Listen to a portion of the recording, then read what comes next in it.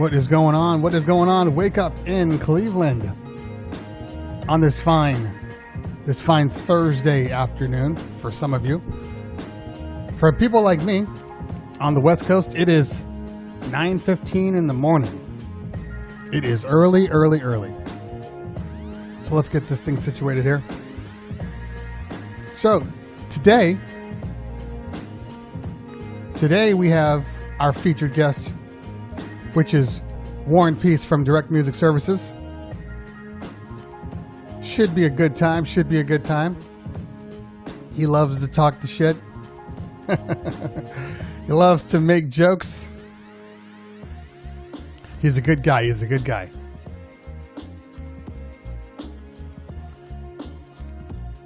Let's check the chat. Let's see what everybody's doing so far. Why is my stuff popping up? Hold on. Let me clear out these bots.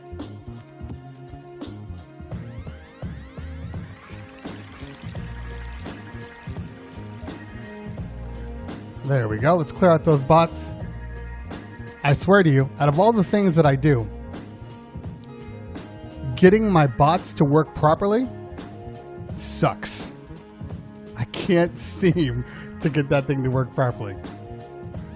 Maybe it's because it's Restream and it has multiple points that you can put bots on, but literally every time I put a bot on, I deal with this drama of it like sending out 37 messages in 4 seconds. Like, that's annoying to me. Like, I want people to kind of know what's going on, but they have to be able to at least, be able to deal with the bots a little bit. All right, let's see who's in the chat. Eric Ramirez, greetings from Belize. It's Nat Girl. Good morning, Nat Girl. Good to see you on the West Coast.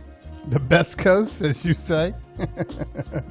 John P. in the house as always. Thank you so much. We got T Diesel in the house.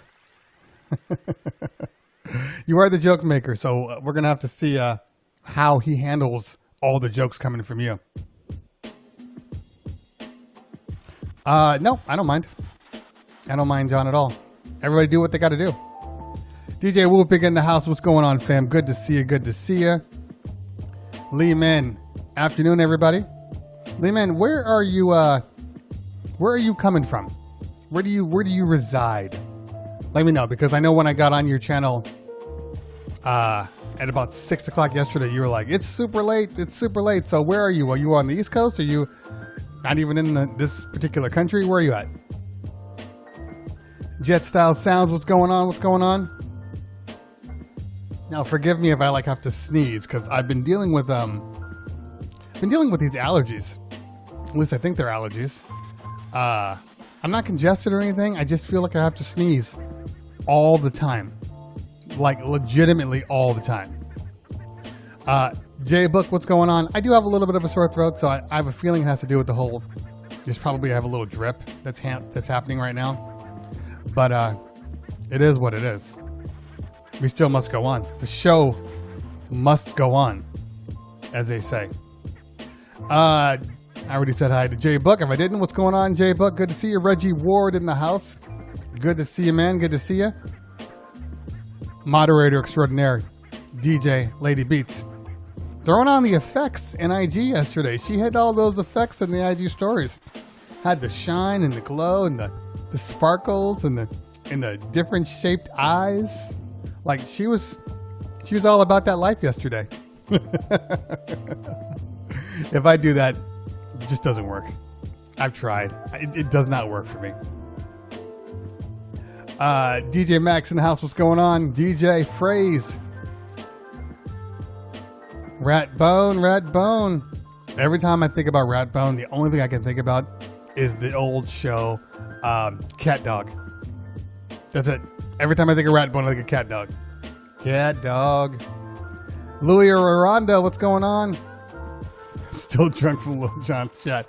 Yeah, Little John's chat yesterday. I don't know if anybody was able to go to it. Check it out. It was intense. That man knows how to throw a party. I am not going to lie. That man definitely knows how to throw a party. I met him a couple of times, and it was actually before we were doing an event for Will Smith, and he has this whole school. He built a school out in Calabasas. It's a magnet school, but what's different about this particular school is that he legitimately ships buses. It's the wrong word.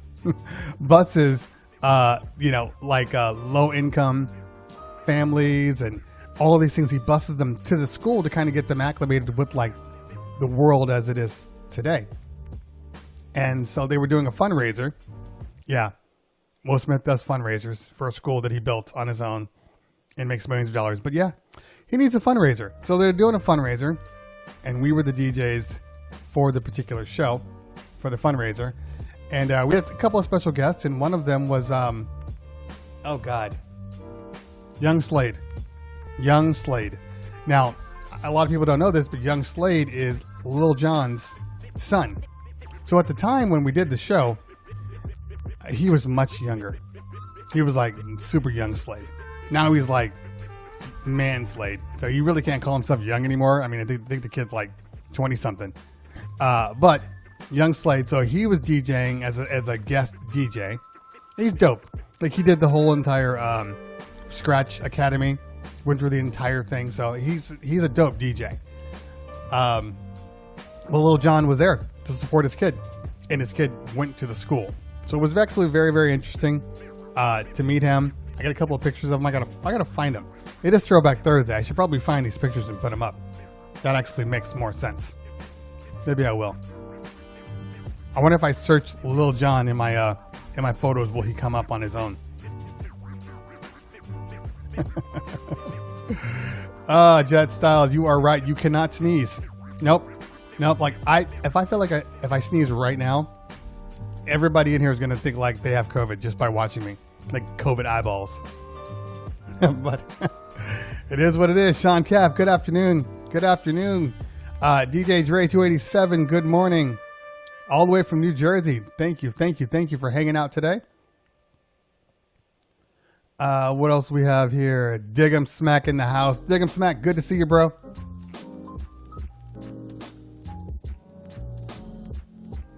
Pro FBX, thank you for joining the crew. Welcome to the family.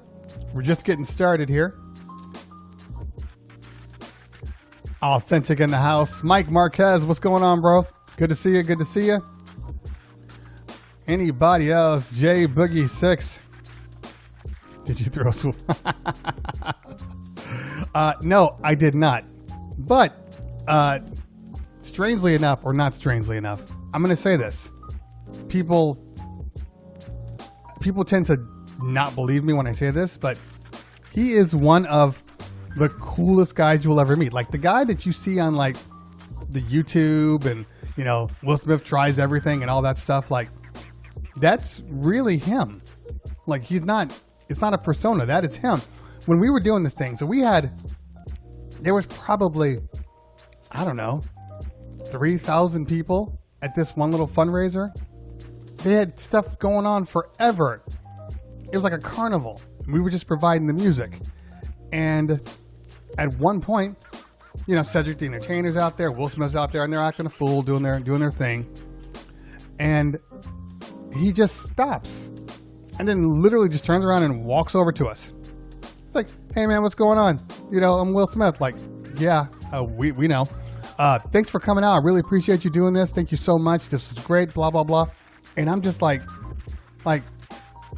this is insane. There's only two people that have ever gone out of their way to actually talk to us, talk to the employees. You know what I mean? And he was one of them. The other one was Adam Sandler. Adam Sandler is just dope. He was golfing of God for all things, golfing, and still made it a point to come over and hey guys, what are you guys doing? Blah blah blah. And yeah, it was dope. Yeah, those two, super down to earth people. Now, having said that, they may be a little crazy in some respects. When you're Will Smith and you have this much money and you've had this much success I think your outlook on the world just changes, like no matter what. So I can't expect the things they do in their homes to be the things that I do in my home. You know, like a normal day for me is completely different than a normal day for him. I mean, the man, even though his house burned down, he had his own zip code. When they built the house, there was nothing there. It was like in God created the heavens and the earth. There was nothing there. And they built it, and he needed his own zip code because where he was, there was nothing. So he has his own zip code. Basically the Will Smith zip code. Insane. Insane. Okay, who else do we have in the house here? Who else do we have in the house? DJ6, good to see you, man. Good to see you. Mike Beats, what is going on? What is going on? DJ Go Jay, good afternoon from the Boogie Down Bronx. You just did the Oh, there we go. You know what? I thought it was Drew, and I wasn't sure. Because I saw it, I was like, that looks like the name that he uses on his IG. Anyway, good to see you, bro. Good to see you. That's the man right there.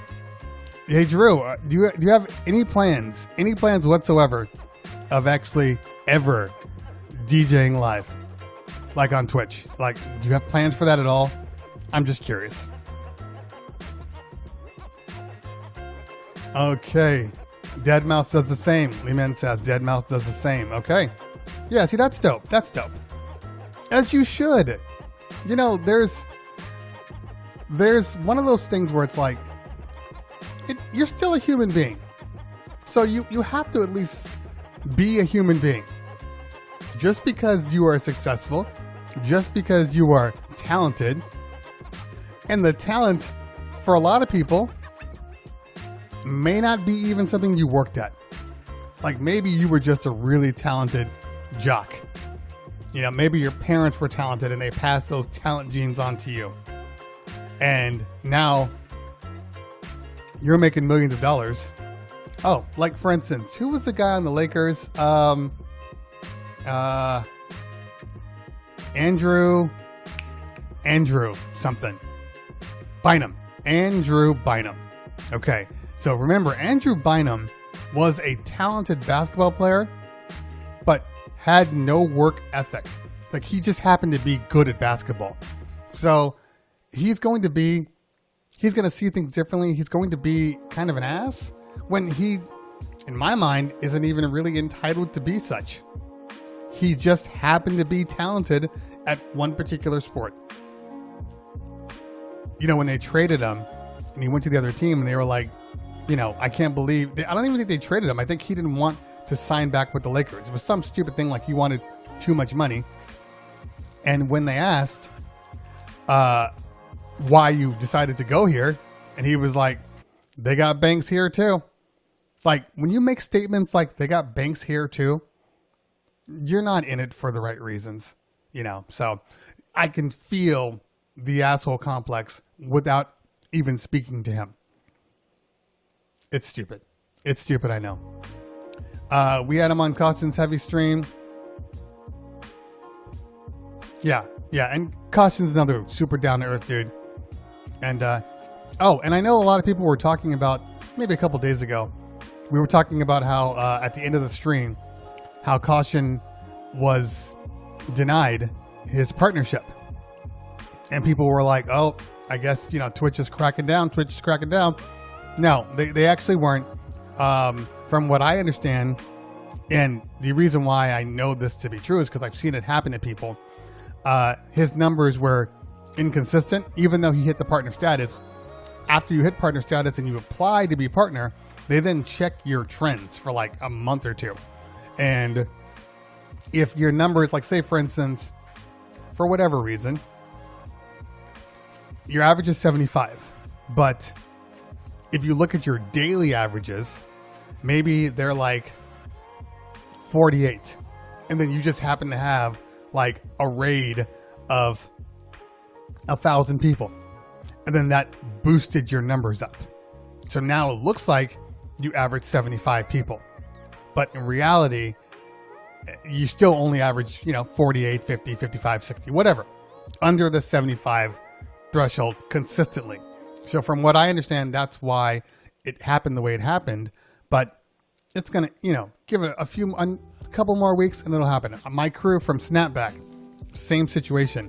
They probably average about 100 people. But anyway, before they became partner, they did a benefit, and they did it on Twitch.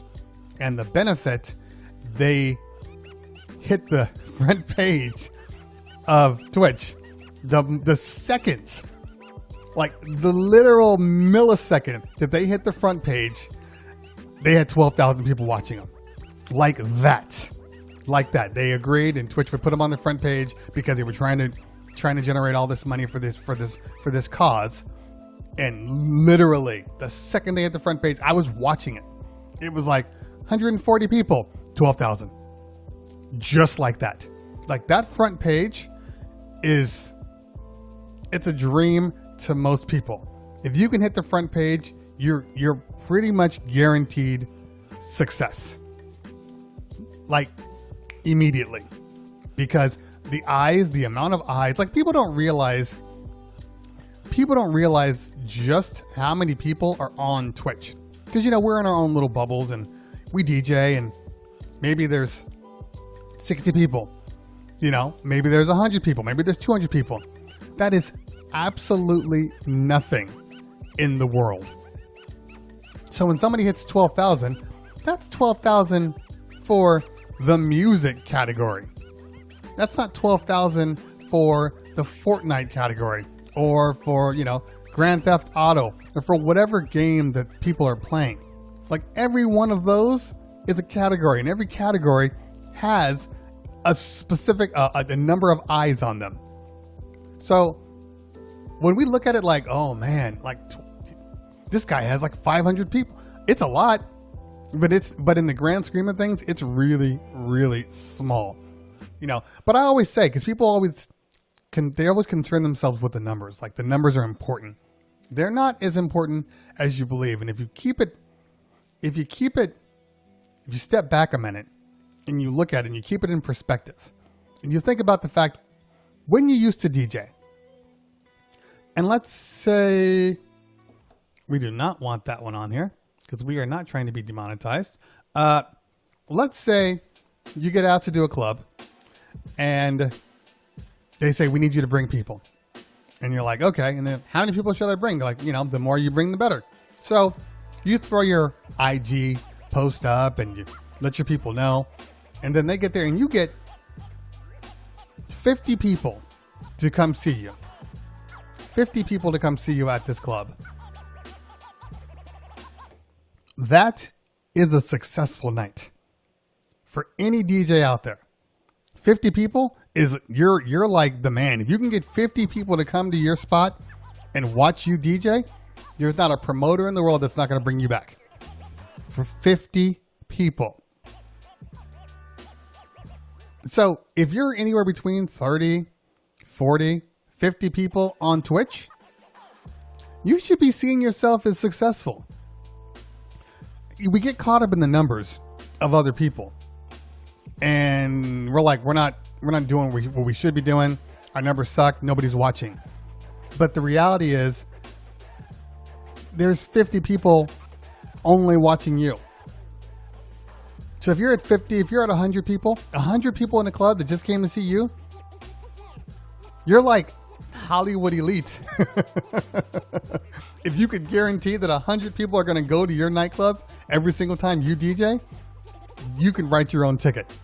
So people just need to realize that, like, you got to keep the numbers in perspective. They're there to help you as kind of a roadmap, but they should not define you. They're just numbers. I mean, like right now, I have a total number of people that it's 85 people on. when I first turned on the stream and I do the whole little warm-up thing to get people notified and get people to come over, the numbers were jumping up. 5, 14, 3, 20. And I kid you not, it wasn't until like I actually got on that I watched the numbers jump from like 14 to like 47, like that. But if I were a frustrated individual and I saw the numbers and I'm like, I'm going to wait longer. I don't have the numbers I need. I'm going to keep on waiting until the numbers are there. Well, that logic is totally flawed because people don't like to come to places when nothing is happening. So I know the warm-up is necessary just to get people to realize that, yes, I'm going on. But if you wait too long, like I've seen people with like 10-minute, 15-minute countdowns, like that's ridiculous. If you're not ready to go in 5 to 7 minutes, there's a problem. Now, if your show starts at say 9 o'clock and at 8:50 you start the show with a 10-minute countdown, fair enough. But if at 9 o'clock you started with a 10-minute countdown, a 15-minute countdown, that's ass backwards. Ass backwards. All right, let's check the stream one more time. I'm sure I mentioned, but we do have, we got the man coming today. We got Warren Peace of Direct Music Services. He's going to be on the Wake Up in Cleveland show today, so it should be a good time for all of you that were wondering. And just to let you know,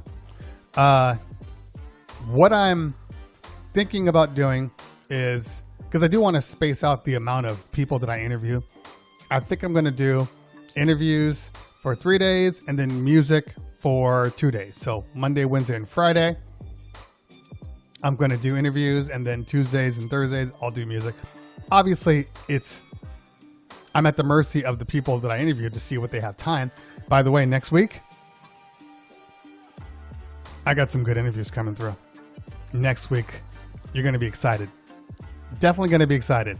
Dig 'em Smack, I'd love to meet Adam. Adam's the most down-to-earth person you'll ever meet. And KM7, thank you for the bits. I appreciate that. Yeah, he is the most down-to-earth person you'll ever meet. And I mean like regular Joe kind of person. Like that's him.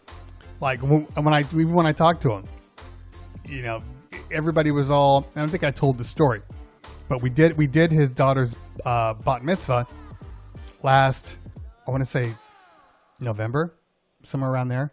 And but the party planners were all like, okay, so we need to schedule a meeting with him, and this is what we need you to do. We're gonna do a group session conversation, and I'm like, I don't need to be on a conference call with you to talk to a person. I'm fully capable. Well, you have to understand that this is a very important client to us. Yeah, he's an important client to us too, but he's still a person. So if you treat him like he's fragile and he's gonna break, then he's gonna break. If you treat him like a normal person, he's gonna respect you. So we were going back and forth like, look, I'll be able to work. I'll get on a call whenever he's available to. So then finally they're like, okay, they call. Okay, he's available for the next 10 minutes. Can you be around? I'm like, I'm talking to you right now. Yes, I can be around. Just have him call me. So then he calls, and I think his phone hangs up, but he leaves a message with his number. So I turn around and I call him right back. And it's the most casual conversation that you'll ever do. In reality, the only thing he cared about was that we weren't playing dirty ass music for the kids. He was like, I'm not about that life. I don't want my kids dancing around to, all that stupid booty music. He's like, I want it to stay as poppy as possible, because keep in mind, he's got people. He's got like friends and high profile clients that are going to be there too. It's not just a kids party. So, I'm like, I get it. You don't have to say anymore. I got you. And then we just shot the shit for like another 10 minutes. That's it. And then I hung up the phone. Meanwhile, after I hang up the phone, I text the party planner like, okay, we're good. Immediately. Phone call. Okay, so tell me what happened. And I'm like, look, we just had a conversation. He said the same stuff that every other person says to us for an event. You know why? Because he's a human being with children. And all human beings feel the same way about what's going on in their kids' lives. That's it. That's it. Silly. Silly. I'm telling you, man. I'm telling you. Sometimes party planners make our lives so much harder than they need to be. So much harder. I got to make sure that that Mr. Warren actually has the invite. I know I sent it to him yesterday, but let me send him a text real quick just to make sure we're all on the same page. Let me just look at the text.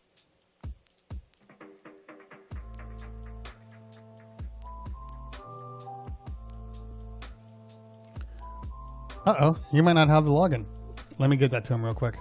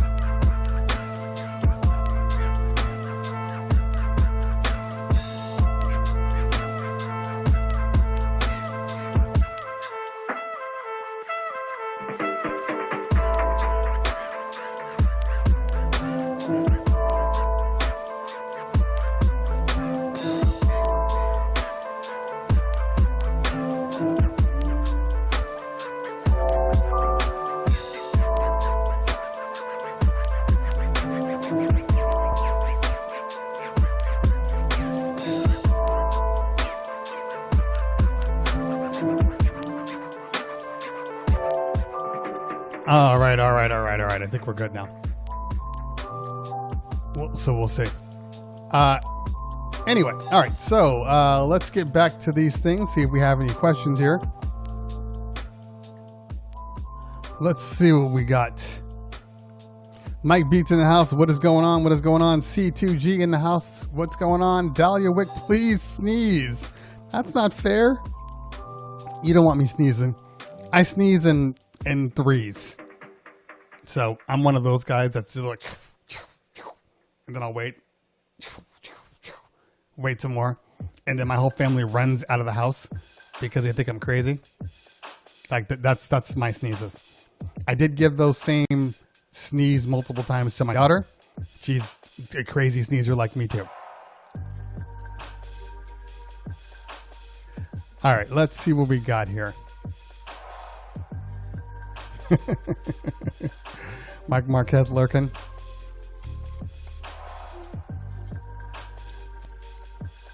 All right, let's see here. Animatrix. Yeah, I tell people this left and right. They don't get it. The audio quality that comes out of Twitch is by far superior than pretty much anything out there. It just sounds better. Visually speaking, it might be the same, but audio-wise, it just sounds better.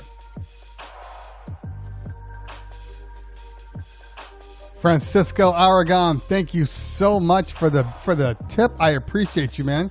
Thank you.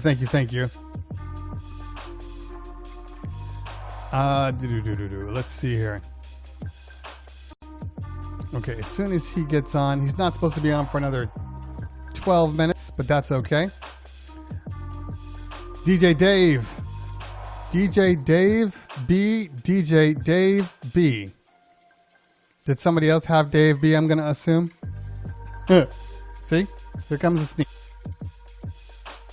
Now it's gone. It's one of those days. I kid you not. It's one of those days. All right. No, Pro. We need you on your own channel. You got a name. Might as well start doing it. Oh, Eddie Def. We're not going to talk about the Lakers. I mean, we can talk about the Lakers, but it won't be a good conversation. The Lakers played the shittiest I've ever seen them play. And even when they made the comeback, it was still shitty. Like, they got to do better. They got to do better. This team that they're playing, the Nuggets are a good team, but they got two people. We should be able to defend one dude that basically is like a tree stump, and the other dude who's super dope. I can't lie. But we should be able to beat this team. It shouldn't be an issue. DJ Perform all the way in Manhattan. Thank you so much, Hank, for hanging out. Appreciate that. /TV/V in the house. Good to see you. Yeah. Nobody cares about that man. Nobody cares about that man.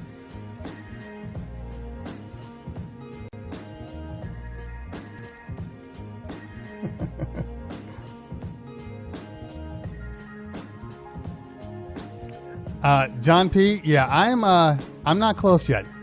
I think my average right now, even though my numbers have been really good over the last few weeks ever since I started this show, they're still. I think I'm averaging right now like 50. Like I still have a lot. Now look, one of the things that is very frustrating for anybody that's trying to do this type of thing is that like right now I have 80 viewers total watching the stream, but I don't know how many do I have on Twitch. That's the big question mark. What's my Twitch number? And let's take a look at what my Twitch number is, since I'm being blocked over here. All right, so 52 people, but I have 80 people that are actually watching. So almost 30 people are on different streams. So I'm gonna throw out my ways to support the channel. Now, everything I'm doing here is obviously I'm doing for myself, and I'm trying to create a different platform. However, there's only so much that I can do without, I need to be able to support the channel financially also. In this day and age, during the situation where we're not working, we're not doing what we're doing. Some people are, I'm not. So helping support this channel keeps this channel going. So ways to support this channel are simple. On Twitch, subscribing. Subscribing is a super easy way. It's September, so it's super cheap right now. Normally the subscriptions are like $5.99. They're like $3.99. It's like buying me a cup of coffee. Subscribing to the channel, throwing bits, those are an easy way to do it. Yesterday, we threw enough bits, we started up a hype train. And that definitely supports the channel. If you happen to be on YouTube and you just don't want to leave for the time being to come over to Twitch, there is also a membership option. And in my thing, sign up for that membership. Mixcloud, I know there's also select, but just come over to Twitch. Mixcloud, just come over to Twitch. YouTube, come over to Twitch. I need to get my numbers up above 75 per show. And I have the numbers to support it if people will just move over to where they're supposed to be, which is Twitch. Because that's where I started this show. Started it on Twitch. It'll remain on Twitch. I will keep all my static content on YouTube.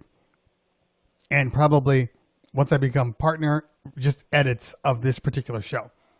But anytime I'm doing any type of gear reviews or I need to review a product, it's going to be on Twitch because I can play music on Twitch without fear of getting screwed. So right now, everything that we test, that we stress test, new applications come out, like the Record Box the new release came out of beta, I got to test the record box in my DDJ 1000. Like that kind of stuff, I can't do on YouTube. It's not possible. So I will be doing it here. All testing will be done here.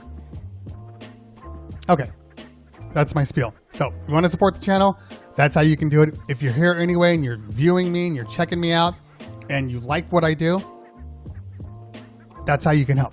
That is how you can help. So thank you so much for all the people that do support the channel. I definitely appreciate every single one of you. All right, I am so far behind in the chat. It looks like people are having their own conversation. Yeah, raid numbers don't show. For people that are wondering if they get a raid and they get 100 people and you're like, sweet, doesn't matter. And I'm not even sure that refreshing without following helps the raid too. I have to believe that there's something in their algorithm that looks for that kind of stuff, because that would be super, super easy. And it might be a loophole, but I have a feeling that even if it is a loophole, I feel like that's a loophole they'll close up.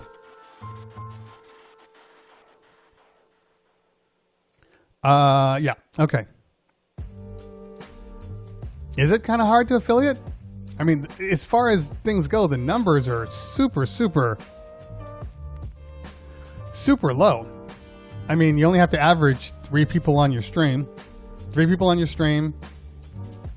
I think, what, 8 hours of being on the stream and 50 followers? That shouldn't take that much. I mean, my son got 50 followers. He's barely on, you know. It just takes for people to be consistent and to remain focused. A lot of people get on, they start it up, it looks good, then they get back on, the numbers aren't that high, then they lose focus, they lose hope. Then they just stop doing it.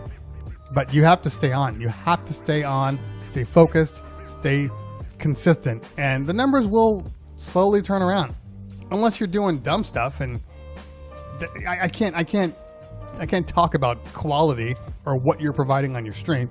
That's a whole different story. I'm only talking about if you stay consistent and you are of decent quality, you should be fine. DJ Flipside in the house. What's going on, fam? Good to see you, bro. That's a man who is a perfect example of how you work Twitch to the fullest. Flipside has his Flipside at 5. I think it's every day. It could be every other day. I'm not really sure. Flipside, leave it in there if it's every day or if it's like every other day.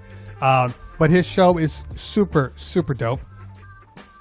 He's constantly being involved with the conversation with the chat, and that keeps people hanging out. Every time I watch his show, I'm just like,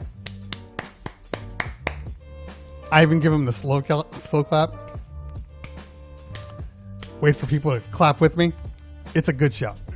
And it's not like he's doing like all this special stuff.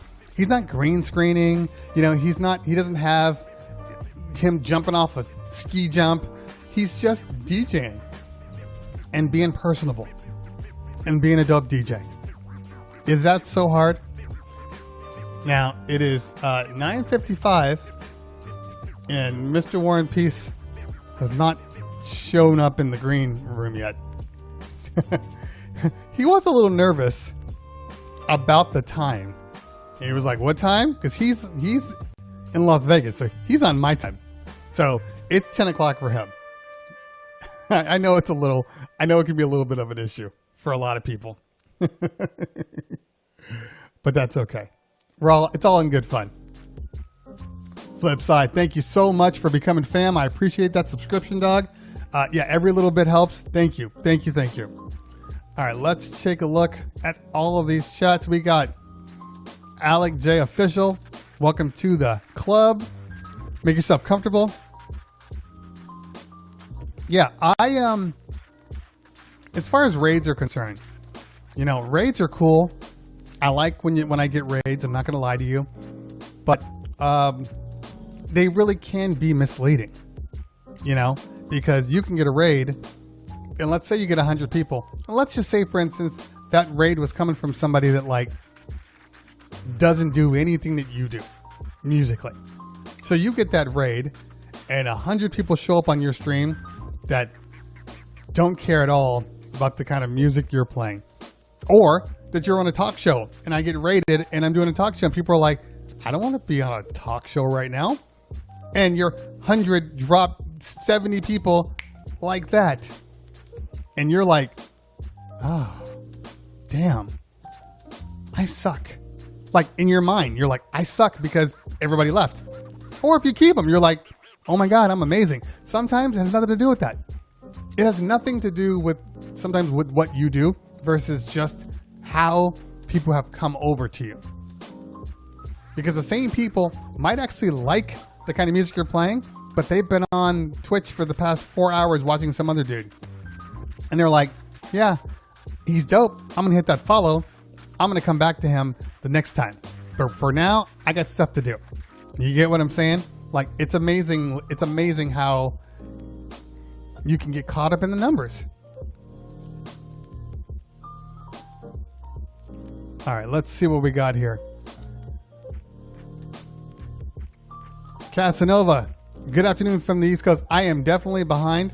You know what? I'm so used to being behind that I had to make a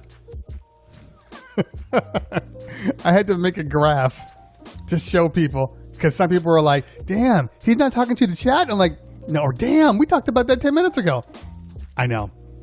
It's because I'm late. Because that is the joy of talking. Once you talk, you're talking about something, and then, you know, the chat keeps moving, and you just do it. This is a good question. DJ KMT asks, how do you find topics to talk about?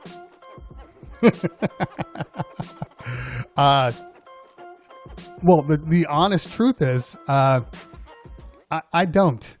Now, of course, if something pops up in the news and I want to talk about it, I will make a note about it. But a lot of times I kind of let the chat dictate kind of where we go. Now, if the chat's dying, then yeah, I'll probably bring up some things. But like, if you've noticed, I'm kind of a talker, so I'm good at like BSing and now I wouldn't say stretching out, because I think that everything I'm saying definitely warrants it.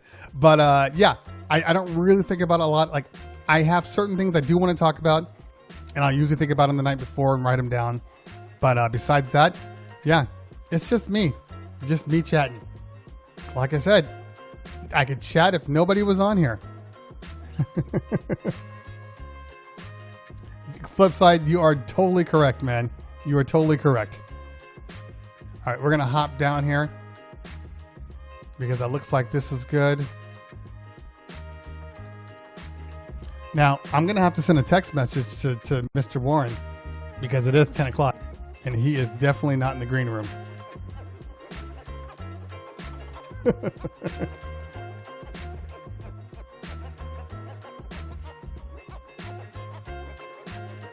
You have no idea. You have no idea how much shit is going to be talked if that man oversleeps this thing. You have absolutely no idea. I might go on an IG post rampage. All in good, clean fun though.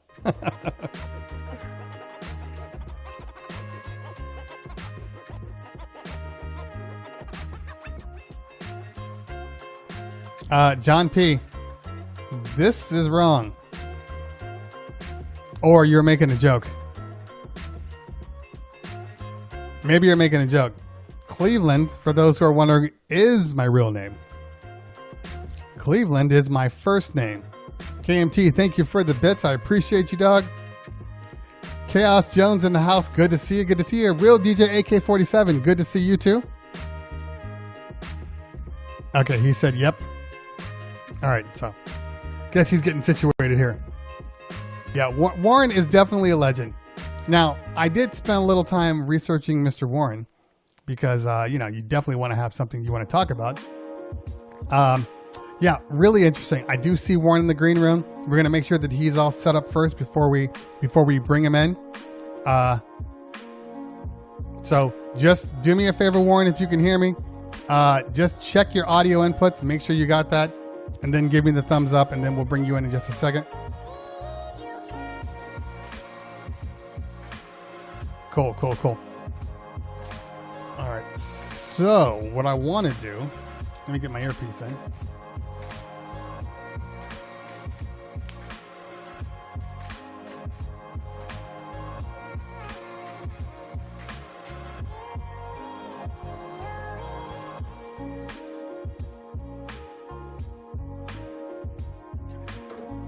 All right.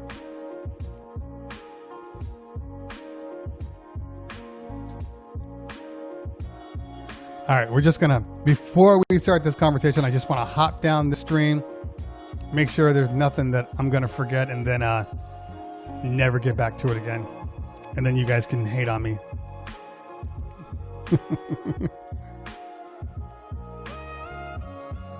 My subs are dope. Welcome out and welcome out. Francisco Aragon, I think I said this already, but thank you for the donation on YouTube. I appreciate you. What city are you in? I guess that's related to me. I am living right outside of San Fernando Valley. So right outside of LA, I live in Simi Valley. That's where I live. All right.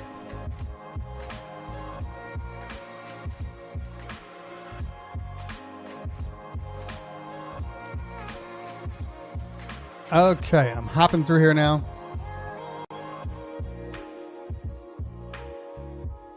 That is good to know, Flipside. It's one of those weird things, though. You know what I did notice about Twitch is that when your signal drops, it starts to remove frequencies from the mix, and you can hear them, like as I'm driving, and let's say you get into a bad area. If you ever notice that the cymbals are the first thing to take a hit. They'll just disappear. And you'll hear something, but it's definitely not the same. And then all of a sudden your cymbals will come back, like your hi-hat will come back. That's a data thing. And it's very smart that they would do that. I know YouTube doesn't do that, but I don't know how high you are producing audio, Flipside. Did you even hit the audio cap? That's crazy. All right, so I think we're good here. Switch to Twitch. Is Sweet Music Tips in the house? Are they in the house yet? All right, everybody, thank you guys for the hosts. I appreciate you guys. We're about ready to get started here. My man Warren Peace is in the green room and he's waiting to go. This man has been a pillar in the DJ community for many decades. Centuries. I don't know. But this man has been involved in everything. I took a minute and I actually read through his bio, and I was actually quite shocked that this man has done all that he has done. So we'll get to that one in a minute. So I'm going to bring on the man, the myth, the legend. Ladies and gentlemen, I need you to put your hands together for Mr. Warren Peace. What is going on, man? What is going on? Can you hear me? Okay, you can hear me, but I can't hear you. So let me make sure my earphone is working properly. Check. Can you hear me now? Yep, I can hear you now. There you go. I was muted. Oh. That was me. First mistake. It's always you guys. I haven't finished my coffee yet. That's what's happening. I haven't finished my coffee. I'm still early, man. You were probably like, I got to get on this damn thing. This sucks. No, dude. I was excited, man. I was really excited. I've seen your past shows, and I saw like your numbers and everything happen. I was like, dude, I think you got something. I'm like, this looks pretty cool, So yeah, I was think happy. So. Good. Well, and I know that we had jokingly was like, put me on. I'm like, I actually do want to have you on. I'm trying to get a varied interview source, because when I first started, I literally called on the people that I knew. Like, hey, you available? Hop on. Right. And then everybody was like, oh yeah, it's a mobile DJ show. I'm like, no, I'm it's going to be part, but there's other things, right? So I'm glad that you're on. Like, you're one of them. Obviously I had Jason Jenai on a couple days ago, and that was dope. So it's been good. I almost wore my DMS shirt to represent, almost. Dude, it would have been Wonder Twins, Activate. Come on. Jump in. I was like, that, I don't know, man. It feels a little weird.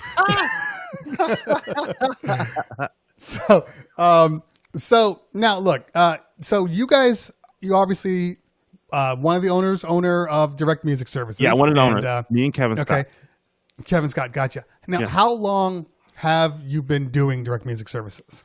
And before you talk about that, you might also want to explain exactly what it is, because there are some people that maybe don't know what record pools are, digital record pools. Yeah. Okay. So, first of all, a record pool is there's a really good history of record pools on the Beastie Boy book, by the way. If you haven't seen that, it talks about record pools and it really gives you insight. But record pools, basically back in the day, record labels used to send out boxes, literally boxes of records to individuals around the country. So when you were actually splitting vinyl to promote a record, they would send out a box of record, I used to get a box of 100. Someone like LA or California, there'd be like maybe over 1,000 records sent there. So you basically are seeding the record in the DJ's hands so that they'll play it on their, the mobile gigs, parties, and this, that. That's the logic behind a record pool. And so that was happening back when we were doing vinyl. Everything went digital, and no record companies were no longer pressing up all these records, and everything went digital. So a record pool, Direct Music Service, popped up, and we are essentially doing the same thing that record pools back in the day did. We service the record from the record company to the members. But now, since everything's digital, we can do things to it. We can add an intro. We can put the hook first. We can make it more DJ friendly, and that's basically what we specialize in. Gotcha. So that's DMS. That's DMS. Right. And when did you start DMS? So it's an interesting story. Me and my other friend of mine, Pizzo, owned a record store called Hip Hop Site. Hip Hop Site was probably the number one. Well, not what it was the number one hip hop record store in the world for a long time. We had an old tower of records that we turned into a record store, and it was upstairs, downstairs, the whole. And when I say it's number one in the world, because the whole store was hip hop. We didn't carry any rock, alternative, nothing. The whole store is hip hop. And Kevin came in the store one day, and we started talking. And he was selling us this. He was selling a product called Promo Wax, and the same thing as a record pool. And same thing as hold on, I'm about to sneeze. Same thing as a record pool. Hold on. Okay, that is hilarious. I'm the same way. I'm about to sneeze for the entire time. I had 6. So it had the record. It was a promo record that had like 6 songs on 3 on each side. Strictly Hits did it. Hot Tracks. I'm trying to think of other companies that did this. Strictly Hits, Hot Tracks. Anyway, he came in slinging his records, and we bought some, and me and him just bonded. Something happened with him and his old partner. He said, "Hey, I really want to bring you in so we can build this company and call it. Hey, there it is. Call it DMS." And that's basically how DMS started. So I would say, back around, one of the biggest promo only records was Promo Wax. One of the biggest Promo Wax records back in the day was the J-Lo Ja Rule. That was huge for us. So that's kind of when I jumped in, and that was the birth of it. Back then, we were DJing a lot, and I saw the digital thing coming, and me and Kevin said, "Yeah, we got to start a digital side of this," and that's how DMS was born. Gotcha. Yeah, so I was a huge hiphopsite.com fan. Like legitimately, I would be on there every week, waiting for In the Decks, all these things to pop up. And it was funny because when I was on the site yesterday, just kind of checking out, I literally went back to my youth. I was like, oh my God, I remember all this. I remember this. I remember the ats, which were the stars. I remember all of this stuff. Yep. It's actually, you probably do know, but it was so instrumental in a lot of kids like me that were like, I need to know where good music is. I have no idea. What is this? I think the first time I really got into Black Moon was because of hiphopsite.com. Yeah. One of your reviews. So it was and it's funny because you fast forward and then Evil E was on Tweak Music Tips, and he's like, "Hey, Cleveland Terry, I love your stuff," and I'm just like, it's just a full circle. Yeah. It's funny how these guys how it happens. I was at NAMM 2 years ago, and the dude from Serato, one of the higher ups, like VPs, came up, pulled me aside, and was like, "Yo, I bought 50 Cent album from you. I got the T-shirt. I got the I bought this. He was like, I got this for the promo. I got this and then his buddy was like, oh, I bought this. I bought they bought it in New Zealand. They were like, I got this from you. I got this from you. And so yeah, Hip Hop Site was definitely instrumental, and that all started with me and Pizzo. I was doing a college radio show, award-winning college radio show on KUNV, and Pizzo came up, little kid, dude. He was a little kid back then. Came up, and he had the whole Tribe Called Quest album. I forget which one, but it wasn't the first one. And I was like, dude, how'd you get that? He was like, oh, on the internet. I was like, are you serious? He was, yeah. I said, come up to the show this weekend. So I had him come up to the show, and so he was trading tapes on Usenet. And then I just said, dude, what if we created a site? Because he would come in the office and just sit with me and get all the gossip. Because back then, Bobbito was my Def Jam rep. Fat Man Scoop was my Tommy Boy rep. I remember when Third Base came out. I talked to Pete Nice over a TV dinner. Pete Nice was doing TV dinner. He's like, "Yo, can I call you back? I'm eating my TV dinner right now." And I'm like, "Yeah, but I'm a big fan, So anyway, Pizzo would just come up and just write down any gossip, and it was normal shit that oh yeah, so and so, yeah, Buck Wild is gonna do the next OC remix. Really? Okay, cool. Well, oh yeah, do it. And it was just stuff that record company stuff we were talking back and forth, and Pizzo would just write it down, and then he'd go to the internet and go, hey guys, guess what? Blah blah blah. So I said, hey dude, we should create a site like this, and he was like, good idea. So it started in his bedroom and it kind of exploded from there. Now I know that in 2015, you kind of closed the doors, and I guess what was the reasoning behind that? Was it viewership? Was it just the medium was changing, and you were just like, this doesn't work it doesn't impact the way it used to? What was the the idea behind that? You mean or you just moved your certain ways? You mean Hip Hop Site? Yeah.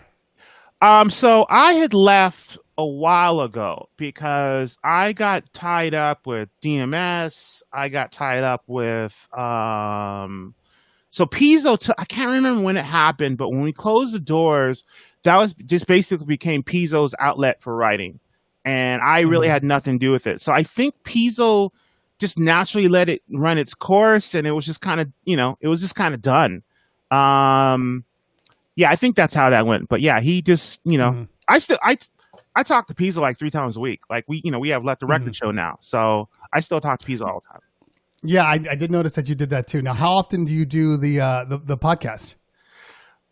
It's basically whenever we can get somebody. It's been we were on a major roll with before the pandemic. We had a bunch of people scheduled. A few big names I don't want to mention right now. We were like, oh boy, here it comes.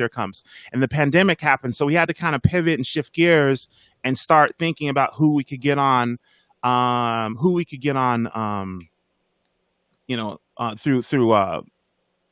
the show. Virtually. Yeah. In the contacts. Right. Yeah. Who we could do on virtually. And of course, it was like, what you doing? What, how, what? And the first person we did was Little Brother. Because we knew them from Hip Hop Site. And we're like, yo, right. Yeah, okay. Guys like, all right, cool. So, we're still working on it now. We still have a bunch of stuff, a bunch of things in place. We still we keep going. As you know, when you start something, I've read this a few times. If you start a podcast like this show, like you're doing now, it takes a while for it to catch on. You just have to, it's just a grind. You have to keep going and going and going. And eventually, it just catches on, and that's what me and Pizzo believe in it. We love doing it, so we just keep doing it.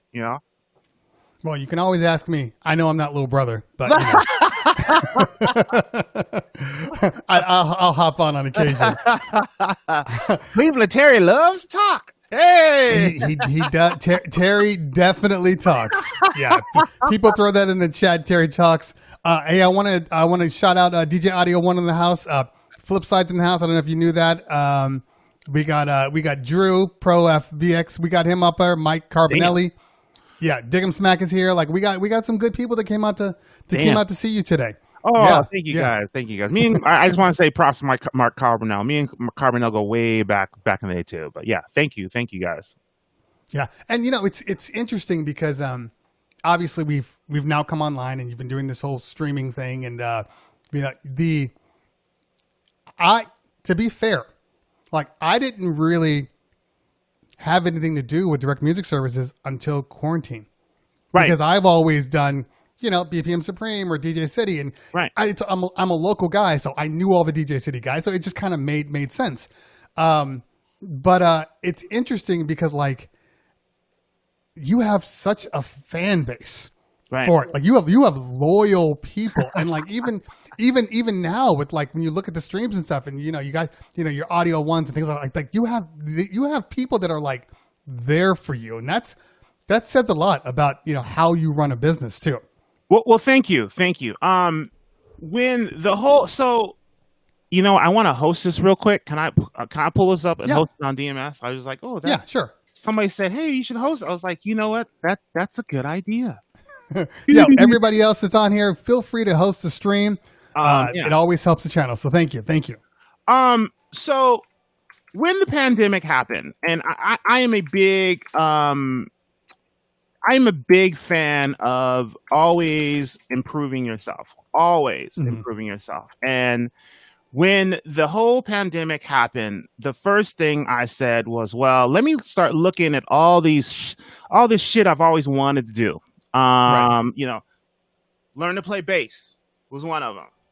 Spanish. I've always wanted to learn. I wanted to learn Spanish since I was like 12, Spanish. I had some ideas I wanted to play around with DJing. I had some ideas and thoughts of different ways of DJing and this, that, and the other. So one of the things we did is we looked at DMS and we're like, okay, what can we do to like make this better and make it a community? And one of the things we came up with was when everyone started doing Twitch, I like, this is great. But one of the things with Twitch is not everyone can be as dynamic as an Audio One. I use Audio One as an example all the time because what he has done to become partner is absolutely amazing, especially when you know the tech behind what he's doing. Like, absolutely amazing because, I won't even get in that. But what he's done is absolutely amazing. And I said, well, not everyone can do that. Not everyone has that hustle. Not everyone has the fire and the determination that Audio One has always put out there. And I said, I think DMS needs to do a platform for other DJs to come on because DMS is a bigger platform. So let's become we're the bigger platform. Let's get everyone to come on and do their stream so everyone can have shine, everything. And they don't have to sit and, do the Audio One grind, the Chris Cox grind, because not everyone has that in them. So I felt that, hey, this is a good idea. Let's jump on it. Let's go. So that's what we've been really trying to do. And if you notice, like these streams, we don't really like, we had DJ Special Effects, and I'm not trying to talk shit about him or anything, but I can cuss, right? Yes. Okay. So, yes, you can. Okay. So, we had him on. Honestly, Special Effects was doing Twitch from Streamlabs mobile on his phone with one of the mono jacks to come out. And he was so hyped to do it. He was like, oh my God, he just had a premature baby. He had 3 kids running around. Like he was just like, I got to do this. I want, like, dude, he was calling me like 3 times a day. I did it.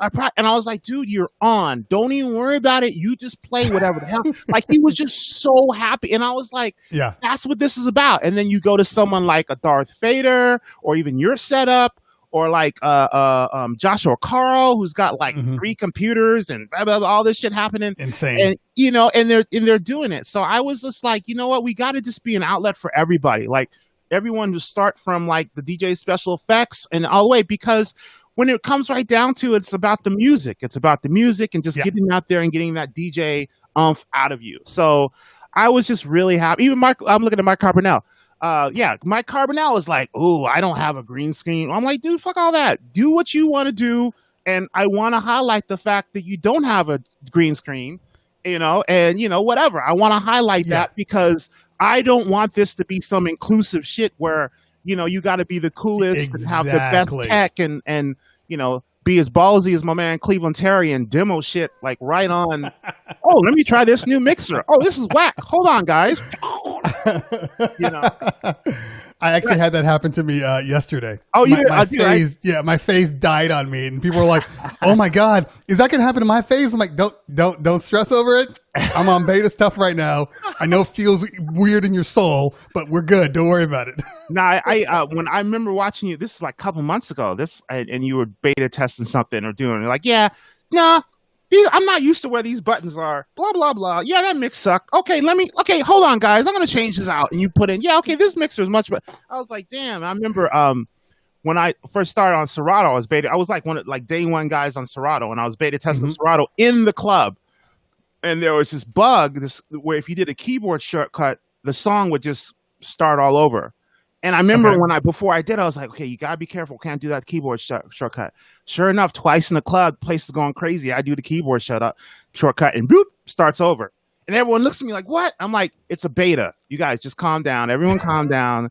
Like, this is how you test shit. Like, just calm down. And I always equated that to stuff like that. Was you'll know, like, you ever play a gig and you get a big dust ball on your needle? Remember those? Of course. Yeah, shuts it all down. And I do it's the same thing. It's a dust ball and needle. Yeah. Everyone calm down. Like, yeah. So. Yeah, pick up the needle, wipe it off, put it back on. You're good. Yeah, exactly. Yeah, calm down. Poor fat man. So hold up, and put it back on. Or caution is heavy. Yeah, exactly. Yeah, he definitely makes where you're like, I'm okay that you've stopped the song 15 times. Yeah. Because the way you say it, like, I'm good. Yeah. For people that want to know, the link, the Direct Music Service website is on, as you can see, right here.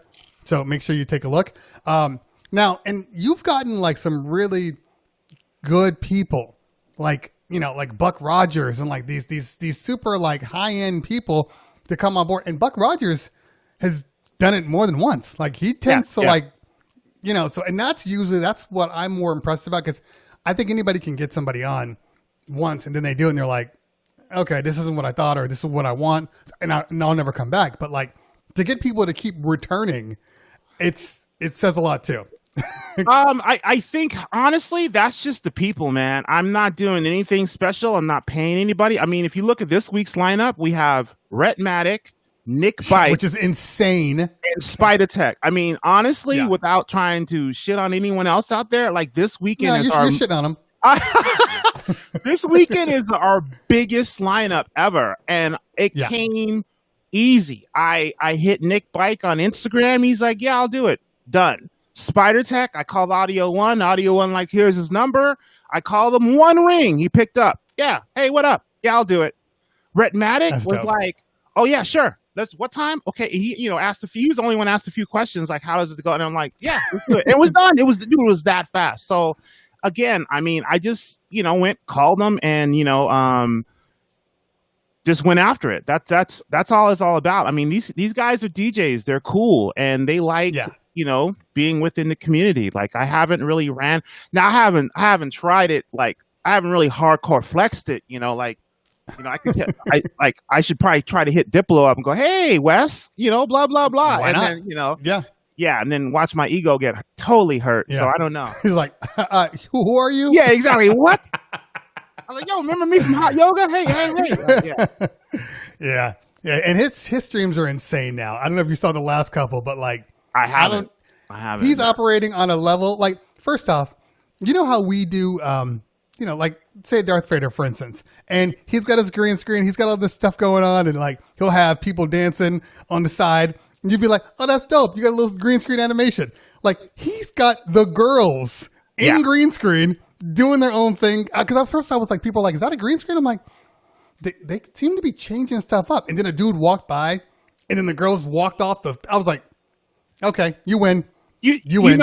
And you bring up something really that's dope about this whole thing. So everyone who's like watching Twitch streams, there's a few things you really have to like absorb. And one of them is, first of all, you get to watch and hear every DJ that you never would have gotten to hear. Aiden Scott. Exactly. I jumped in Aiden Scott chat once and he was like, yo, I heard War and Peace for the first time like last week, and like Right. he was just like he like had a serious like pause. He's like, oh wow, and you know, Oh, you DJ. I'm like, whoa, like you, like you know. So I was just like, you know, so you don't, and you know, the same thing with other things, but the level of creativity is insane. You know, if you watch Cleveland Terry, the level of graphics, the logo moving, the quality, the imagery, the camera, like, dude, you know, you use some high end, like it looks really, really. Same with Joshua Carl. You watch a Joshua Carl DJ set and the videos that DJ Joshua Carl, like, dude, this shit is like, is that 4K? Like it's so crisp. But there's different like I was watching Craze, and now Craze has the organic room and then a TV behind him. Buck Rogers, just insane. Like Buck Rogers is that's some LSD stuff there. Dude, just insane. Just like what is going on here? And so to see the level of creativity from these people is really, really good. And you know, I don't want to jump on Buck Rogers too much, but the level of I don't give a fuck, I'm going to play whatever the hell I want to from Buck Rogers is really, really inviting, you know? So, yeah. No, you're right. And when I first started watching him, I remember kind of thinking, at first I was like, he feels real disconnected to like what's going on, you know? And then as I watched him more, I think first off, he got a little more comfortable because I don't think that he was that. People get on DJ and streaming is like, okay, but what were you when you were DJing in clubs? Yeah. Were you that guy that grabbed the microphone, or were you that guy that just DJ'd and you had a hype man? And I think a lot of people, when they first started DJing on Twitch, they were like, I don't know how to get on a microphone. And anything I say sounds uncomfortable. Right. So, you know what I mean? So it's like, so it felt like I was like, I don't think he's real comfortable with this. But then as you started to progress, he got more and more comfortable. Now he's talking to people, and now his streams are better.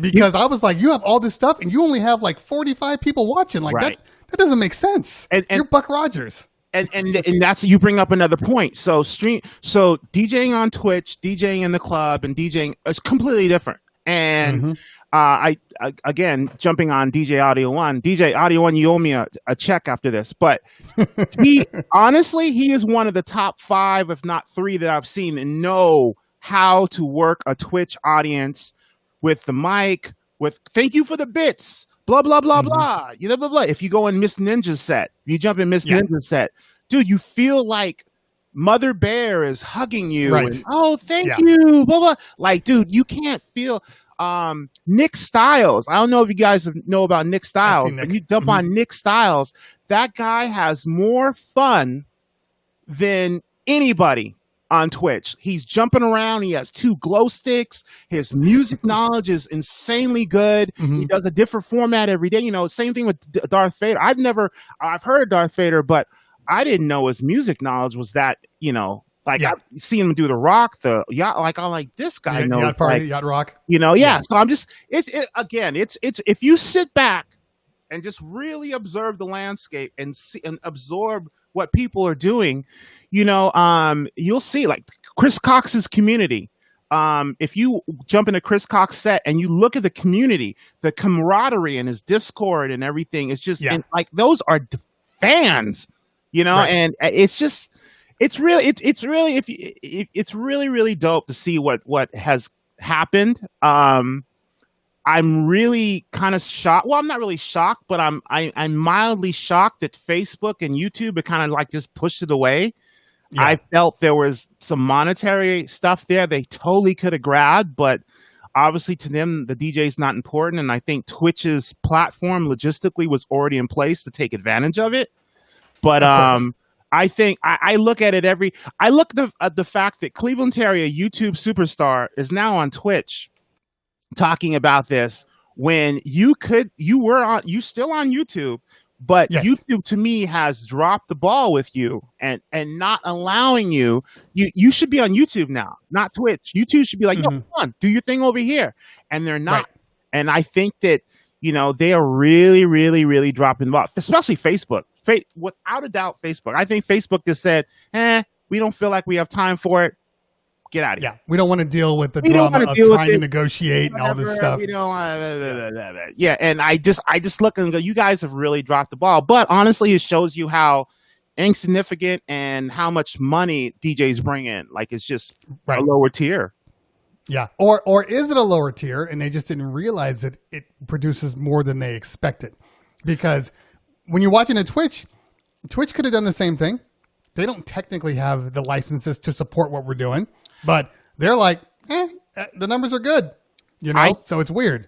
I think that if you look at Twitch people, so if you look at the average Twitch user that's on 3-4 times a week, let's see, they make $1,500. Mhm. Okay, just guess it. I don't know if anyone's on there that wants to put out how much they're making a month. Go ahead and put it out there. But if they make $1,500 a month, okay, and I know that from a source of mine. And we're talking about gamers, or we're talking about DJs? I'm talking about DJs. DJs. Okay, DJs, gotcha. okay. Like the ones that are consistent. Yes. Okay, all right. Yeah. So a consistent Twitch DJ streamer makes about $1,500 a month. I'm just throwing that number out there. I know a couple examples. I'm not going to blow up their spot and tell them how much money they're making, but Twitch gets $1,500 of that. Right. Twitch gets half of that. That's $1,500, and a Spotify subscription is $14.99 for a whole family. So the music doesn't cost that much. So with that being said, like, Twitch is making a nice little chunk of change here. So I still think that Twitch's infrastructure was in place to take advantage of it. Exactly. And you're exactly right. Everybody else had to change up. YouTube and Facebook would have to, they didn't want to rev the engine up, and they're like, yo, we're making so much money on these fake Pizzagate videos that we don't care. We're just going to, put this up. Yeah. So, you guys just get out of here because we don't want to deal with the record companies and licensing all. Just get out of here. So I really feel they dropped the ball. I want to see Mixcloud really do more. Yes, so do I. I really want to see I think Mixcloud needs an injection of money to make their platform look better. Like, they've always seemed like they needed an injection, right? Mixcloud always seemed like they were, damn, you're so almost there. You're so close. Like, Mixcloud was always, you're so close. Like, I really want them to win, but we'll see. And there's no reason that they shouldn't win. If they can just model themselves after the Twitch platform, they should be fine. Yeah.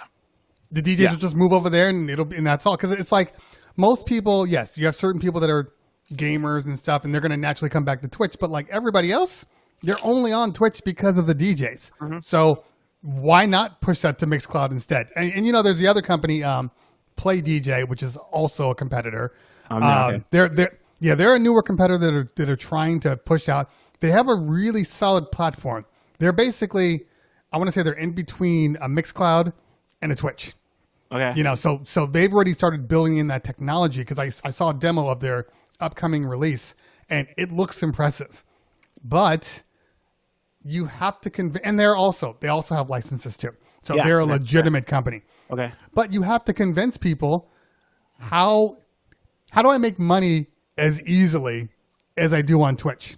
Right. Because on Twitch, you can be on and be like, okay, I just made $500 from a couple of hype trains.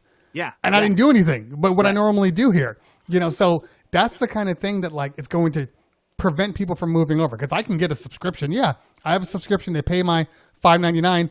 That's not where the real money is. Unless you have like 3,000-4,000 subscriptions. It's all in that hype train money. So it's definitely going to be an interesting thing. I do want to spit out real quick, because I know you were talking about Audio One. Yeah. And Audio One says, Warren is the reason I am where I am today. He mailed me a soundboard, and to get started, I started streaming on a Windows 7 laptop and Logitech webcam.